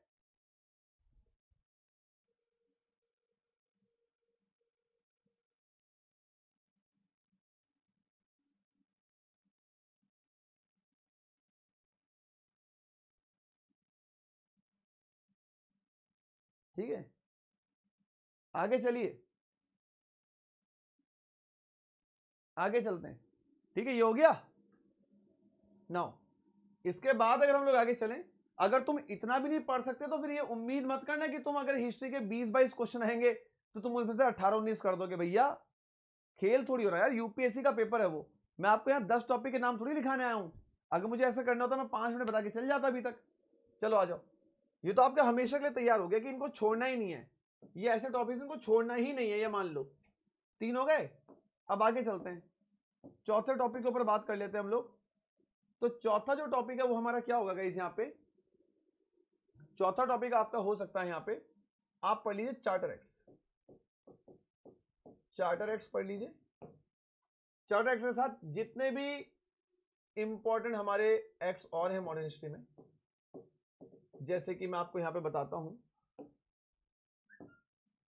चार्टर एक्ट्स हो गए हमारे, कौन कौन से हैं, आप कह सकते हैं 1793, 1813 का, 1833 का, और 1853 का चार्टर एक्ट। ठीक है, इंपॉर्टेंट एक्ट्स में एक आपका आ जाएगा कौन सा, रेगुलेटिंग एक्ट, एक आपका आ जाएगा रेगुलेटिंग एक्ट जो कि 1773 में हुआ था, ठीक है। इसके अलावा आप कह सकते हैं government of India act 1858, highly important, बहुत ही ज्यादा इंपॉर्टेंट है। आपको पता होगा इस एक्ट में ईस्ट इंडिया कंपनी को खत्म कर दिया गया था, ठीक है। इसके अलावा दूसरा जो है गवर्नमेंट ऑफ इंडिया एक्ट 1861, ठीक है। तीसरा गवर्नमेंट ऑफ इंडिया एक्ट 1892, चौथा गवर्नमेंट ऑफ इंडिया एक्ट 1909, फिर गवर्नमेंट ऑफ इंडिया एक्ट 1919, और एक और यहां पे आप कर लेना जो आपका इंपॉर्टेंट है, वो है आपका गवर्नमेंट ऑफ इंडिया एक्ट 1935। ये एक्ट्स तो पढ़ने पड़ेंगे, हिस्ट्री के कम से कम 2 से 3 क्वेश्चन एक्ट से ही पूछे जा रहे हैं। प्रीवियस अगर आप 10 साल के पेपर देखोगे तो 2 से 3 क्वेश्चन एक्ट से ही आते हैं। इन एक्ट्स को पढ़ लो, 2 या 3 क्वेश्चन वैसे ही कंफर्म हो जाएंगे, कोई बड़ी बात नहीं है। आपको भी मुश्किल लग रहा है, जब आप पढ़ोगे तो कोई इतना मुश्किल नहीं है, ठीक है। तो यहां पे आप देख लो, चार्टर एक्ट हो गए, और जितने मैंने आपको इंपॉर्टेंट एक्ट बताए, government of India act 1858, government of India act 1861, 1892, यहां से क्वेश्चंस बने हैं। Regulating act, government of India act 1935, तो ये एक्ट तो आपका पॉलिटी में भी कवर हो जाएगा। अगर आपने ये एक्ट हिस्ट्री में नहीं पढ़े ना, तो ये एक्ट आपके पॉलिटी में भी कवर हो जाते हैं, ठीक है। चार्टर एक्ट को छोड़ के बाकी जो एक्ट हैं आपके पॉलिटी में भी कवर हो जाते हैं। आप एम लक्ष्मीकांत पढ़ना, वहां भी दिख जाएंगे आपको, ठीक है। चलिए चलिए आगे चलते हैं। हाँ, पहले मैं आपको टॉपिक्स बता दूं, टॉपिक्स बताने के बाद मैं बुक्स पे आता हूं, है ना। सोर्स बताऊंगा मैं आपको, पहले मैं आपको टॉपिक्स लिखा दूंगा, वो जरूरी है ना। चलिए तो आगे चलते हैं। उम्मीद करता हूं यहां तक सबको क्लियर हो गया होगा। पहले बता दूं, इसके बाद बुक्स और सोर्स और नोट्स कैसे बनाने वो भी बता दूंगा, फिर जो आपके सवालों आप पूछ लेना। और कल सुबह 8 बजे हम पढ़ेंगे पॉलिटी के टॉपिक्स, ठीक है। चलिए आइए, ओके। तो यहां तक हमारी बात हो चुकी है, अब हम आगे चलते हैं अगली उस पे। तो अगला जो है वो आप पढ़ेंगे, इस पे 4 स्टार आप लगा लो। आप प्रीवियस पेपर खोल के देखो, ऐसा शायद से कोई पेपर है जहां जब यहां से सवाल नहीं आया, शायद ही कोई ऐसा पेपर होगा जब यहां से सवाल नहीं आया, जब यहां से सवाल नहीं आया। हाईली इंपॉर्टेंट टॉपिक, इसको तो मैं सर्कल करूंगा, बल्कि सीडीएस सीएपीएफ एनडी का एक बहुत common topic, one of the most important common topic, इसको आप पढ़ लें। इसको पढ़ने के बाद दूसरा टॉपिक मैं यहां पे कहूंगा आप लोग पढ़ लें, यहां पर जो है इंपॉर्टेंट वाइसरॉयज, जो आपके इंपॉर्टेंट वाइसरॉयज हैं उनके बारे में पढ़ लें। सर इंपॉर्टेंट कौन कौन से हुए मैं वो भी बताता हूं। इंपॉर्टेंट कौन कौन से वो भी सुन लो। लॉर्ड डलहौजी है, सारी नहीं पढ़ने। लॉर्ड विलियम बेंटिक है, लॉर्ड विलियम बेंटिक है, सारे नहीं पढ़ने, जो बता रहा हूं उनको पढ़ लेना बस, ठीक है। इसके अलावा लॉर्ड डलहौजी हो गया, बेंटिक हो गया, और जी वॉरेन हेस्टिंग हो गया, लॉर्ड वॉरेन हेस्टिंग हो गया, ठीक है।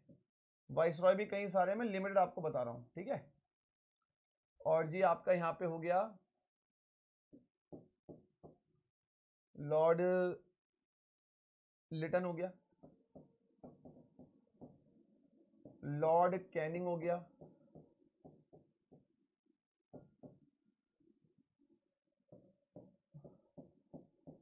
लॉर्ड कर्जन हो गया, ठीक है। लॉर्ड इरविन हो गया, ठीक है। वैसे तो बहुत सारे हैं ये, लेकिन मैं आपको वही बता रहा हूं जो इंपॉर्टेंट है। लॉर्ड एक कर लो यहां पे कॉर्नवेलिस, लॉर्ड कॉर्नवेलिस हो गया, ठीक है। इसके अलावा एक आप कर लो लॉर्ड माउंटबेटन, ठीक है। और एक आप और कर लो लॉर्ड लिलिथगो, लॉर्ड लिलिथगो, ये सारे वो हैं जो इंपॉर्टेंट है। अगर इनके अलावा बताऊं तो इनके अलावा तो बहुत सारे हैं, इनके अलावा तो बहुत सारे हैं, मैं आपको बता दूं, लेकिन ये इंपॉर्टेंट है आपके। अगर देखोगे तो इनके अलावा बहुत सारे हैं, बट ये इंपॉर्टेंट है, ठीक है। तो इनको तो मतलब छोड़ना ही नहीं है। किसी में भी दिक्कत आएगी मुझसे पूछना, आई विल कवर। हो गया?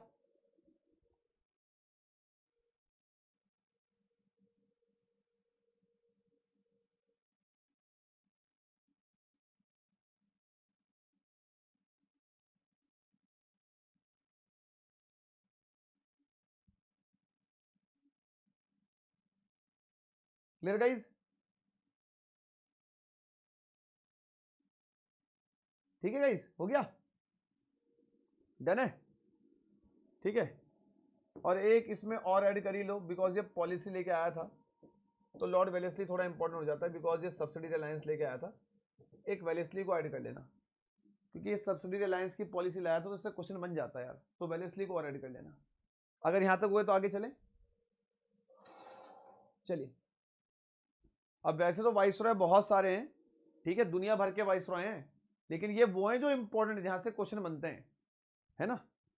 तो आप मतलब ये वो चीजें हैं जो मैं यहां बता रहा हूं ना आपको, ये वो चीजें जो आपको छोड़नी नहीं है, ये वो चीजें जो आपको छोड़नी नहीं है, मुद्दा ये है, ठीक है। चलिए आगे चलते हैं, ये हो गया हमारा, ठीक है। इसके बाद अगर हम बात करें, इसके बाद अगर हम बात करें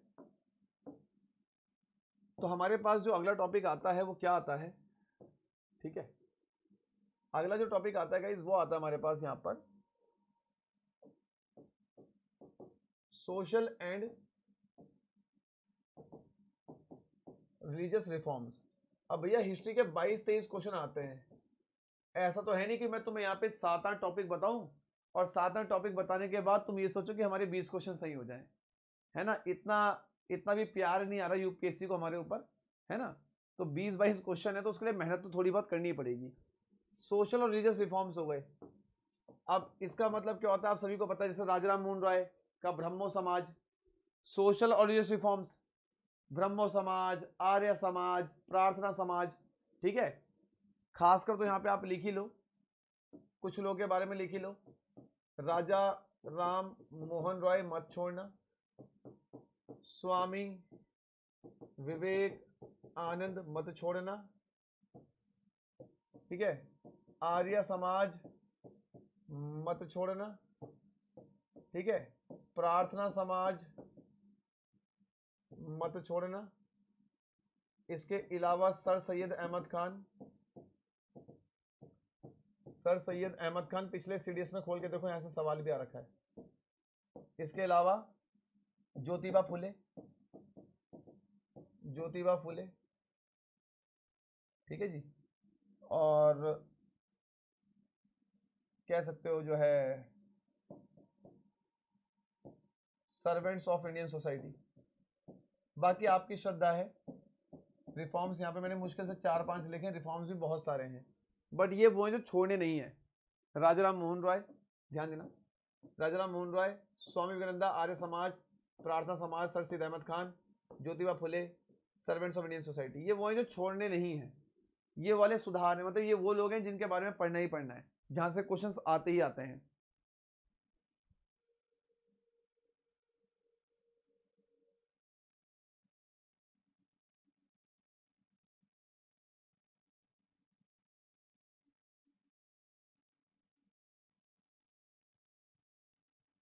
ठीक है गाइस, क्लियर है यहां तक?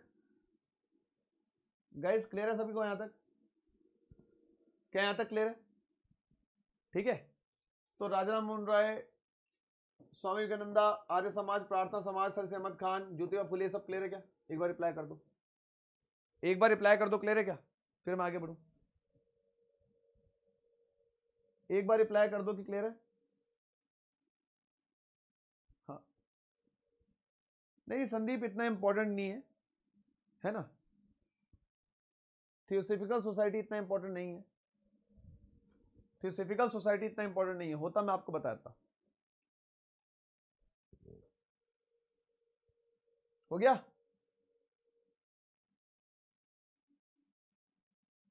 ठीक है। देखो जो पढ़ने वाला बच्चा होगा वो क्लास पे ध्यान दे रहा होगा, है ना, उसे बाकी मतलब नहीं है।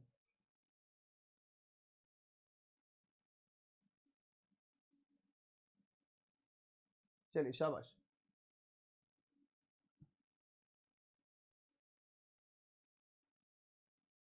ठीक है, बस ये टॉपिक्स पहले आप लिख लो, इसके बाद मैं आपको बुक्स के बारे में बताता हूं, ठीक है, कि मतलब नोट्स आपको कहां से मिलेगा, कंटेंट आपको कहां से मिलेगा।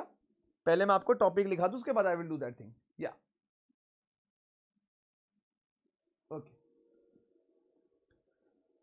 आगे चलते हैं। इसके बाद अगर हम थोड़ा सा आगे बढ़े, इसके बाद अगर लोग हम आगे बढ़े, तो यहां पर हमें जो है क्या पढ़ना है,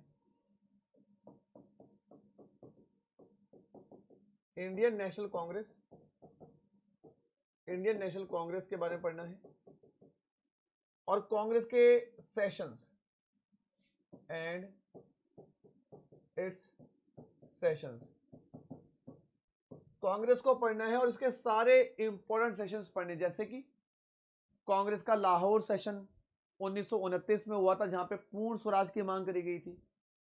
कांग्रेस का कलकत्ता सेशन 1906 में हुआ था, जहां पे दादा भाई नौरोजी ने पहली बार स्वराज बोला था।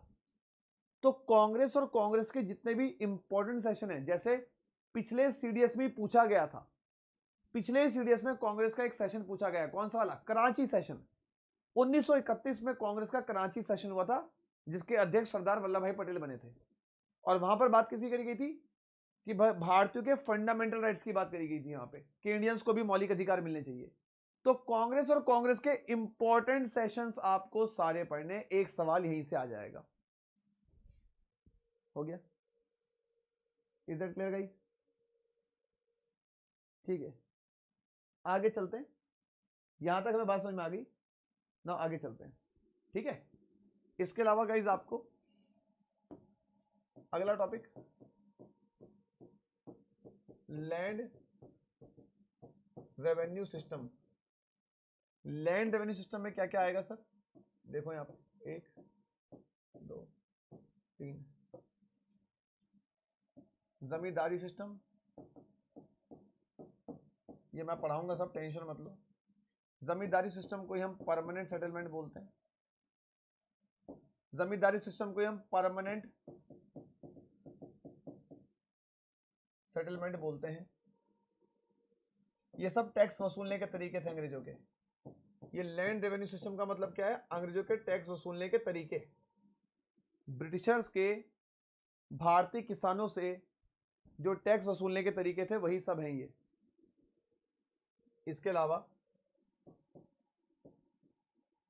महलवारी सिस्टम, ये 3 प्रकार के तरीके थे जिससे ब्रिटिशर्स हम किसानों से टैक्स वसूलते थे। बहुत बार यहां से क्वेश्चन बनाएगा इस, इन तीनों सिस्टम्स को आपको पढ़ना है। इन तीनों सिस्टम्स को कौन लेके आया, किस ईयर में आए, और क्या क्या तीनों में डिफरेंस है। एक बात को ध्यान रखना, इन तीनों सिस्टम्स में से सबसे बेस्ट माना जाता था महलवारी सिस्टम। यह सवाल है सीडीएस का पीवाईक्यू। इन तीनों में से सबसे ज्यादा बेस्ट माना जाता था महलवारी सिस्टम। क्यों माना जाता था, जब आप पढ़ोगे आप समझ जाओगे, और वरना मेरी क्लास देख लेना, मैं समझा दूंगा। चलिए आगे चलते हैं।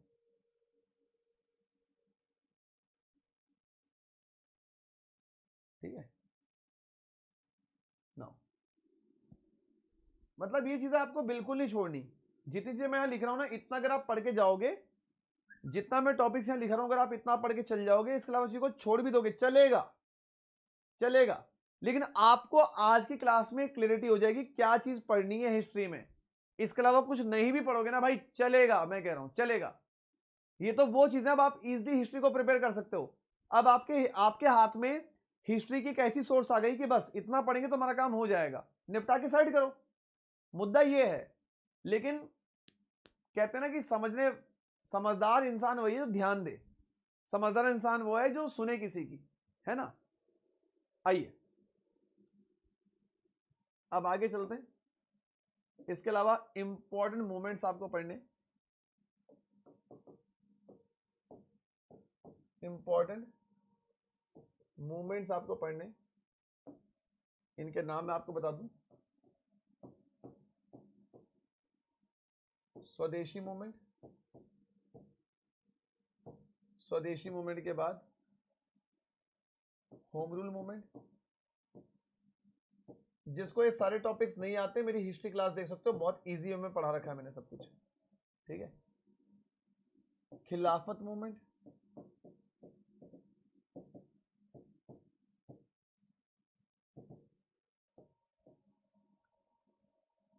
नॉन कॉपरेशन मूवमेंट, असहयोग आंदोलन, non cooperation movement,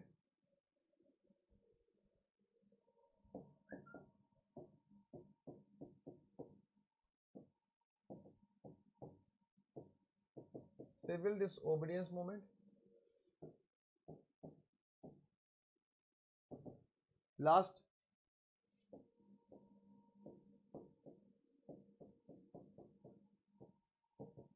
quit India movement. बस ये 5 आपके सबसे इंपॉर्टेंट आंदोलन हैं, इनको आपको पढ़ लेना है। सबसे इंपॉर्टेंट मूवमेंट्स है, रेवोल्यूशनरी मूवमेंट्स इनको कहा जाता है, और मॉडर्न हिस्ट्री इसी पे टिकी हुई है। ये जो टॉपिक्स यहाँ पे हैं ये बैकबोन है मॉडर्न हिस्ट्री के, ये बैकबोन है मॉडर्न हिस्ट्री के, ध्यान रखना, highly important.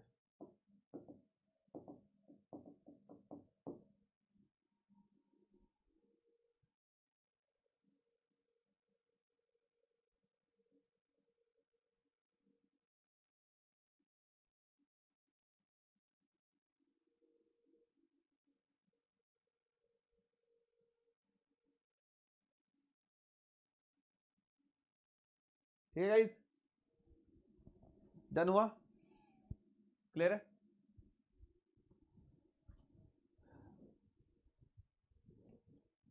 Is that clear?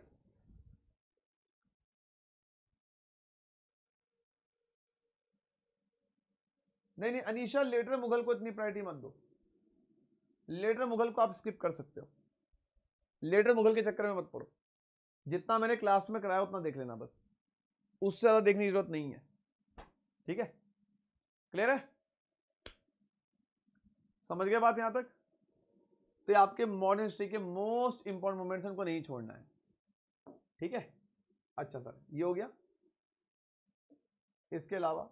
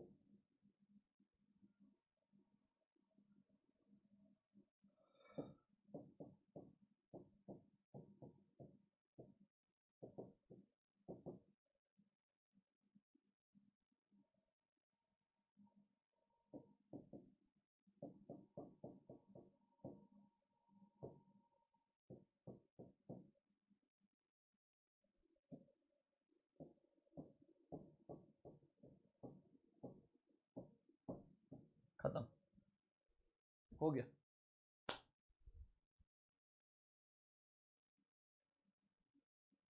जिसको नींद आ रही है वो जाके सो सकता है, हमने जिंदगी में मेहनत करना सीखा है, सोना नहीं।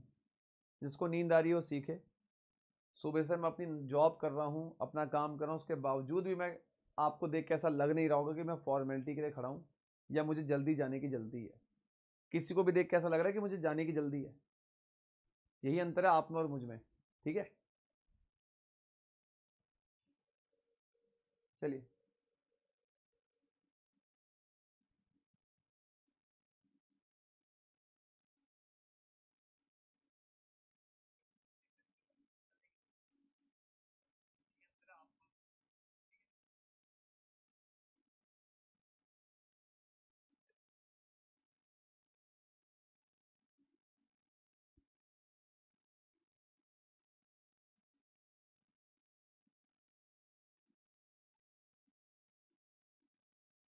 बिल्कुल ये सारे टॉपिक्स आप देख सकते हैं। सुबह मेरा क्रैश कोर्स चल रहा है, जिस बच्चों को अगर मेरी क्लासेस देखनी है मैं आपको बता देता हूँ, जो नए बच्चे उनको बता दूं मैं, ये नोट कर लिया। सुबह 10 से 11 अन अकेडमी की ऐप पे, अन अकेडमी की ऐप पर मेरा फ्री क्रैश कोर्स चल रहा है। आप इस कोर्स को ज्वाइन कर लिए, जहां पे मैं सारे इंपॉर्टेंट टॉपिक्स फ्री में पढ़ा रहा हूं। फ्री है ये, सुबह 10 से 11, रात 10 से 11, रात नाइट में रात 10 से 11 मेरे फ्री करंट अफेयर्स चलते हैं अन अकेडमी की ऐप पे। आप इनको भी देख सकते हैं। ठीक है, सुबह 10 से 11 ये मॉर्निंग का है, ये मॉर्निंग का है। सुबह 10 से 11 क्रैश कोर्स चल रहा है, जहां पे मैं आपको टॉपिक्स पढ़ा रहा हूं, और रात 10 से 11 मेरे करंट अफेयर्स चलते हैं फ्री। ठीक है, इनको आप ज्वाइन कर लीजिए। मेरे चैनल का नाम है अनअकैडमी@विशाल, मैं बता चुका हूं। ठीक है, अनअकैडमी@विशाल मेरे टेलीग्राम चैनल का नाम है, आप ज्वाइन कर लीजिए। यहाँ पे आपको सुबह लिंक मिल जाएगा। ठीक है, चलिए अब आइए बात करते हैं बुक्स के बारे में। ठीक है, बुक्स के बारे में। ठीक है, तो जो बच्चे मेरे से प्लस में पढ़ते हैं वो तो क्लास के साथ नोट्स बना ही लेते हो। ठीक है, अगर हम यहाँ पे बुक्स की बात करें तो बुक्स के लिए आपको एंशिएंट और मिडिवल हिस्ट्री के लिए अगर मैं आपको बात करूं तो उसके लिए बुक्स खरीदने की जरूरत नहीं है। मेरी सलाह ये रहेगी कि मेरे जो क्लास में आपको पढ़ाता हूँ उतना आप पढ़ लीजिए, बहुत है। जो बच्चे मुझसे नहीं पढ़ते मैं ओवरऑल बताता हूँ। देखो, मॉडर्न हिस्ट्री के लिए तो आप ले लो स्पेक्ट्रम, स्पेक्ट्रम आप ले सकते हो मॉडर्न हिस्ट्री के लिए। ठीक है, अगर हम लोग यहां पे बात करते हैं एंशिएंट हिस्ट्री, और अगर हम यहां पे बात करते हैं मिडिवल हिस्ट्री के बारे में, तो इसके क्या है कि आप मेरे क्लास नोट्स ले सकते हो। मेरे क्लास नोट्स ज्यादा बेटर रहेंगे, क्योंकि अगर मैं आपको बोल दूं कि आप एंशिएंट के लिए कोई बहुत मोटी किताब खरीद लो, आर.एस. शर्मा ले लो, मिडिवल के लिए आप सतीश चंद्र ले लो, वो पूरी नहीं कर पाओगे आप, और समझ भी नहीं आएगी। हाँ, मॉडर्न हिस्ट्री के लिए मैं कहूंगा आप स्पेक्ट्रम ले लो, बाकी एंशिएंट मिडिवल हिस्ट्री के लिए आप मेरे क्लास नोट्स ले लेना। अगर कोई ऐसा बच्चा है जो प्लस पे नहीं है, जो मुझसे नहीं पढ़ता है, तो आप मुझसे कॉन्टेक्ट करना, मैं आपको क्लास नोट्स दिलवा दूंगा। आप उनको फोटो कॉपी करवा लेना, या मैं आपको पीडीएफ बनवा के आप तक पहुंचवा दूंगा। ठीक है, ये बात ध्यान रखना। मेरे चैनल पे जुड़ जाओ, आपका मेरे से कांटेक्ट भी हो जाएगा। ठीक है,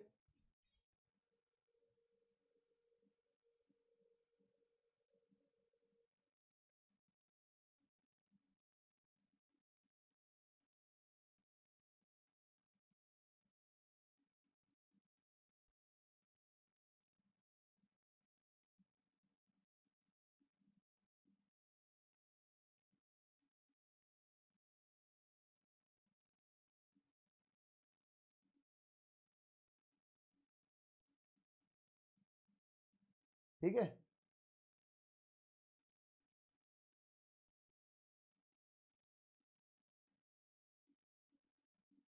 हाँ, ये जो क्लास नोट्स होंगे मैं टेलीग्राम में पीडीएफ भेज दूंगा। अब मान लो मैं तुम्हें बोलूंगा कि मिडिवल और एंशिएंट के लिए बुक ले लो, मैंने आपको बोल दिया कि मिडिवल हिस्ट्री और एंशिएंट हिस्ट्री के लिए बुक ले लो ना, तो फायदा क्या, आप उसे कवर ही नहीं कर पाओगे। मैं आपको वो बातें क्यों बोलूं जो आप कर नहीं पाओगे। Gate my point. ठीक है, बाकी जितने भी टॉपिक्स मैंने आपको बताया इनके पे ढंग से नोट्स बना लेना, ये मेन चीज है। ठीक है, इसके अलावा मैं आपको यहाँ पे एक चीज बताना चाहूंगा कि मेरे टेलीग्राम से आप जुड़ जाओ, वहां पे आपको नोट्स के पीडीएफ मिल जाएंगे। सुन रहे हो मेरी बात। और अगर आप अभी से जितना मैंने आपको लिखा है ना, सीरियसली बता रहा हूं, जितने टॉपिक्स मैंने आपको लिखाए हैं, अगर आप वाकई में पढ़ने वाले बच्चे हैं, ये सारे टॉपिक्स मात्र आप 2 महीने के अंदर ढंग से कवर कर दोगे। मात्र 2 महीने के अंदर अच्छे से कवर कर दोगे आप इसको, मात्र 2 महीने के अंदर। और जो पढ़ने वाला बच्चा होगा, करने वाला अगर बच्चा होगा, तो वो 1 महीने के अंदर भी पूरा कर देगा इन्हें। मात्र 1 महीने के अंदर पढ़ने वाला बच्चा चाहिए, 1 से चलो 1.5 महीना, 1 से 1.5 महीना मान लो, इससे ज्यादा नहीं लगेगा। पढ़ने के लिए स्पिरिट होनी चाहिए आपके अंदर। ठीक है, ये बात ध्यान रखना। क्वेश्चन प्रैक्टिस मैं आपको यहां पे खुद कराऊंगा, उससे आप बेफिक्र रहो। ठीक है, तो सभी ने टॉपिक्स लिख लिए, पहले कमेंट करके बताइए क्या सभी बच्चों ने टॉपिक्स लिख लिए? एक बार कमेंट करके बताओ फटाफट, फास्ट।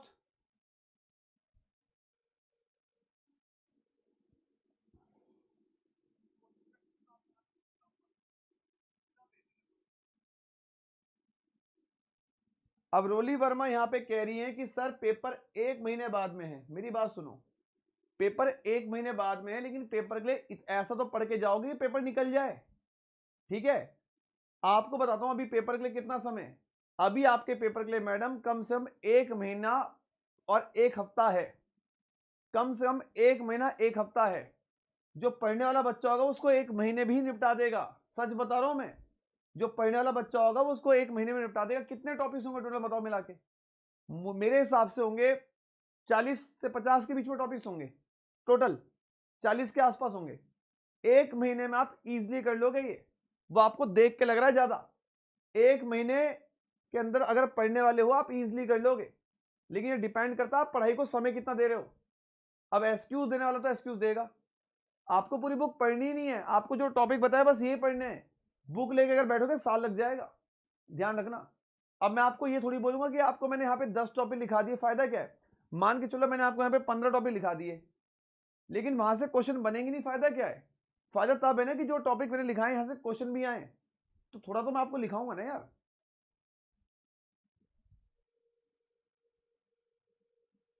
अब यूपीएससी का पेपर है वो देखो यहाँ पे, भाई तमिलनाडु बोर्ड की किताबें नहीं पढ़नी है, आईएएस का एग्जाम नहीं देने जाना है। तमिलनाडु की बुक पढ़ना अच्छी बात है अगर आपके पास समय हो, लेकिन अगर आपका पेपर फरवरी में तो आप इजीली पढ़ सकते हो, डोंट वरी। फरवरी तक अगर आपने इसका 90% भी कवर कर लिया, चलो मैं कहता हूं सारा ना करो, फरवरी तक आपने इसका अगर 80 से 90% भी कवर कर लिया ना तो मजा आ जाएगा। बस मॉडर्न पूरा कर लेना, थोड़ा बहुत एंशिएंट मिडिवल में लैप्स कर लेना, लेकिन मॉडर्न मत छोड़ना बिल्कुल। जो मॉडर्न है उसको पहले करना, उसके बाद एंशिएंट मिडिवल पढ़ना। जितना ये इसका 80 से 90% भी अगर कर लिया तो भी बात बन जाएगी यार। ठीक है,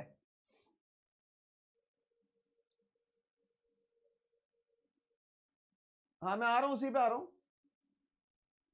ठीक है, अब यहां पे अगर हम लोग बात करें वर्ल्ड हिस्ट्री की, अगर हम लोग यहां पे बात करते हैं वर्ल्ड हिस्ट्री की, ध्यान दो, अगर हम लोग यहां पे बात करते हैं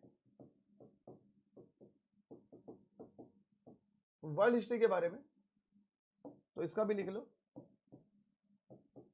इसमें आपको सिर्फ 2-3 चीजें पढ़नी होती है, इंडस्ट्रियल रेवोल्यूशन, फ्रेंच रेवोल्यूशन, वही बता रहा हूं जहां से क्वेश्चन आएंगे, और ये चारों मैं पढ़ा दूंगा, टेंशन मत लो। I will take this session is my special class, मैं आपको अपनी स्पेशल क्लास में करा दूंगा। अमेरिकन रेवोल्यूशन, इंडस्ट्रियल हो गया, फ्रेंच हो गया, अमेरिकन हो गया, ठीक है, देयर इनफ, बहुत है ये 3 रेवोल्यूशन पढ़ लेना यार, बहुत है ये 3 रेवोल्यूशन बहुत है, इनफ है, इतना पढ़ लो बस, इनफ है, खत्म। ठीक है, मैं अपनी स्पेशल क्लास पढ़ाऊंगा। जो बच्चे एनडीए वाले हैं, एनडीए के लिए भी सेम है, एनडीए के लिए कुछ अलग नहीं है। जो बच्चे यहाँ पे एनडीए के लिए बैठे हैं, एनडीए के लिए भी सेम है, एनडीए के लिए कुछ अलग नहीं है यार, एनडीए के लिए कुछ अलग नहीं है, समझ गए बात? हाँ, अनअकैडमी की ऐप खोलिए, अनअकैडमी की ऐप पे जाके पहले मुझे फॉलो कर लीजिए, और जैसे कि मैंने आपको बताया अनअकैडमी की ऐप खोलो, मुझे उस पर जाके फॉलो कर लो। सुबह 10 से 11 मैं पढ़ाता हूँ, सुबह 10 से 11 अनअकैडमी की ऐप पे मैं स्पेशल क्लास लेता हूँ, वहां पे मैं टॉपिक्स पढ़ा रहा हूँ, आप उसको ज्वाइन करो, फ्री है वो, पैसे नहीं है उसके।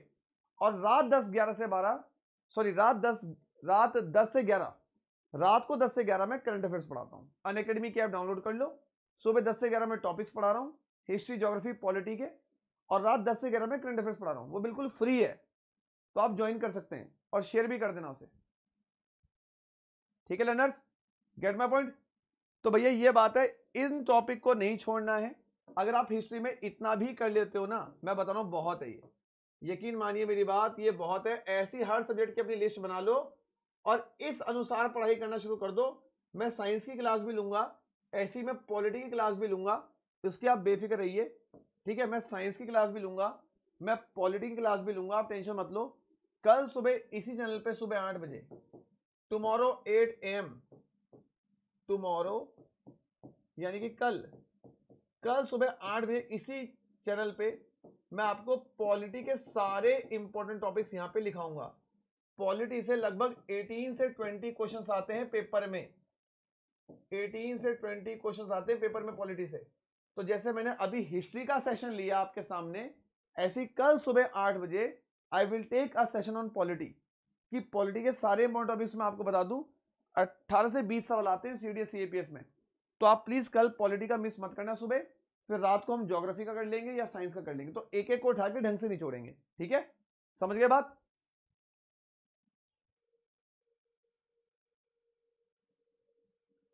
इसके अलावा अगर मैं बात करता हूं, ये वर्ल्ड हिस्ट्री के जो 3 रेवोल्यूशन आपको यहां दिख रहे हैं ना, industrial revolution, French revolution, American revolution, ये मैं अपनी स्पेशल क्लासेस में कवर कर दूंगा, बिल्कुल फ्री है। आंख बंद के एक दिमाग में बिठा लो कि विशाल सर की सुबह एक फ्री क्लास होती है अनअकैडमी की ऐप पे 10 से 11, और रात को सर 10 से 11 करंट अफेयर पढ़ाते हैं। और जल्द से जल्द मेरा टेलीग्राम चैनल ज्वाइन कर लो, जो मैंने आपको बताया है unacademy@विशाल, इसे ज्वाइन कर लो यार, ये बहुत इंपॉर्टेंट है। और इस चैनल को बीच बीच में खोल के देखना भी है, ताकि आपको समझ में आ जाए मैं कौन से लिंक भेज रहा हूं। ये नहीं कि आपने टेलीग्राम को तो ज्वाइन कर लिया, आप उसे चेक ही नहीं कर रहे हो, फिर फायदा नहीं है। मेरे टेलीग्राम चैनल पे कोई बच्चा मैसेज नहीं करता, सिर्फ मैं लिंक भेजता हूँ, वहां पे कोई फालतू की बकैतें नहीं होती, ठीक है? बातें नहीं चलती वहां, सिर्फ मैं काम का लिंक भेजता हूँ, दैट्स ऑल, ठीक है? तो अगर आपको ये सेशन पसंद आया हो तो प्लीज लाइक कर दें, शेयर कर दें। कल सुबह हम दोबारा मिलेंगे, तब तक के लिए नमस्कार दीदी और दोस्तों, जय हिंद, बाय बाय, टेक केयर। चलिए फिर एंजॉय कीजिए, सो जाइए, सुबह मिलते हैं क्लास में। हाँ सारे, देखो अगर आपको ये सब खुद समझ में नहीं आता तो आप अनअकैडमी प्लस पे मेरे को लाइव पढ़ सकते हैं। अगर आपको ये सब नहीं समझ में आ रहा है तो आप अनअकैडमी प्लस को ज्वाइन करो और मेरा हिस्ट्री कोर्स देख लो, सब मैंने करा रखा है। अगर आप खुद से नहीं पढ़ सकते हो, अनअकैडमी को ज्वाइन करो, मेरा कोड यूज करके अनअकैडमी का सब्सक्रिप्शन ले लो, ये सब मैंने अपने कोर्स में करा रखा है। आपको खुद से दिमाग मारना ही नहीं पड़ेगा, ये सब करा रखा है मैंने। मेरा कोर्स जो है ज्वाइन कर लो, इस कोड को यूज करके सब्सक्रिप्शन ले लो, और मेरी हिस्ट्री क्लासेस अनअकैडमी पे आप देख लो। अगर आपको दिक्कत हो रही है कि मुझसे कांटेक्ट करना होगा, अनअकैडमी की ऐप पे आप मुझे मैसेज भी कर सकते हैं, मेरा नाम है विशाल कुमार, ठीक है? चलिए फिर।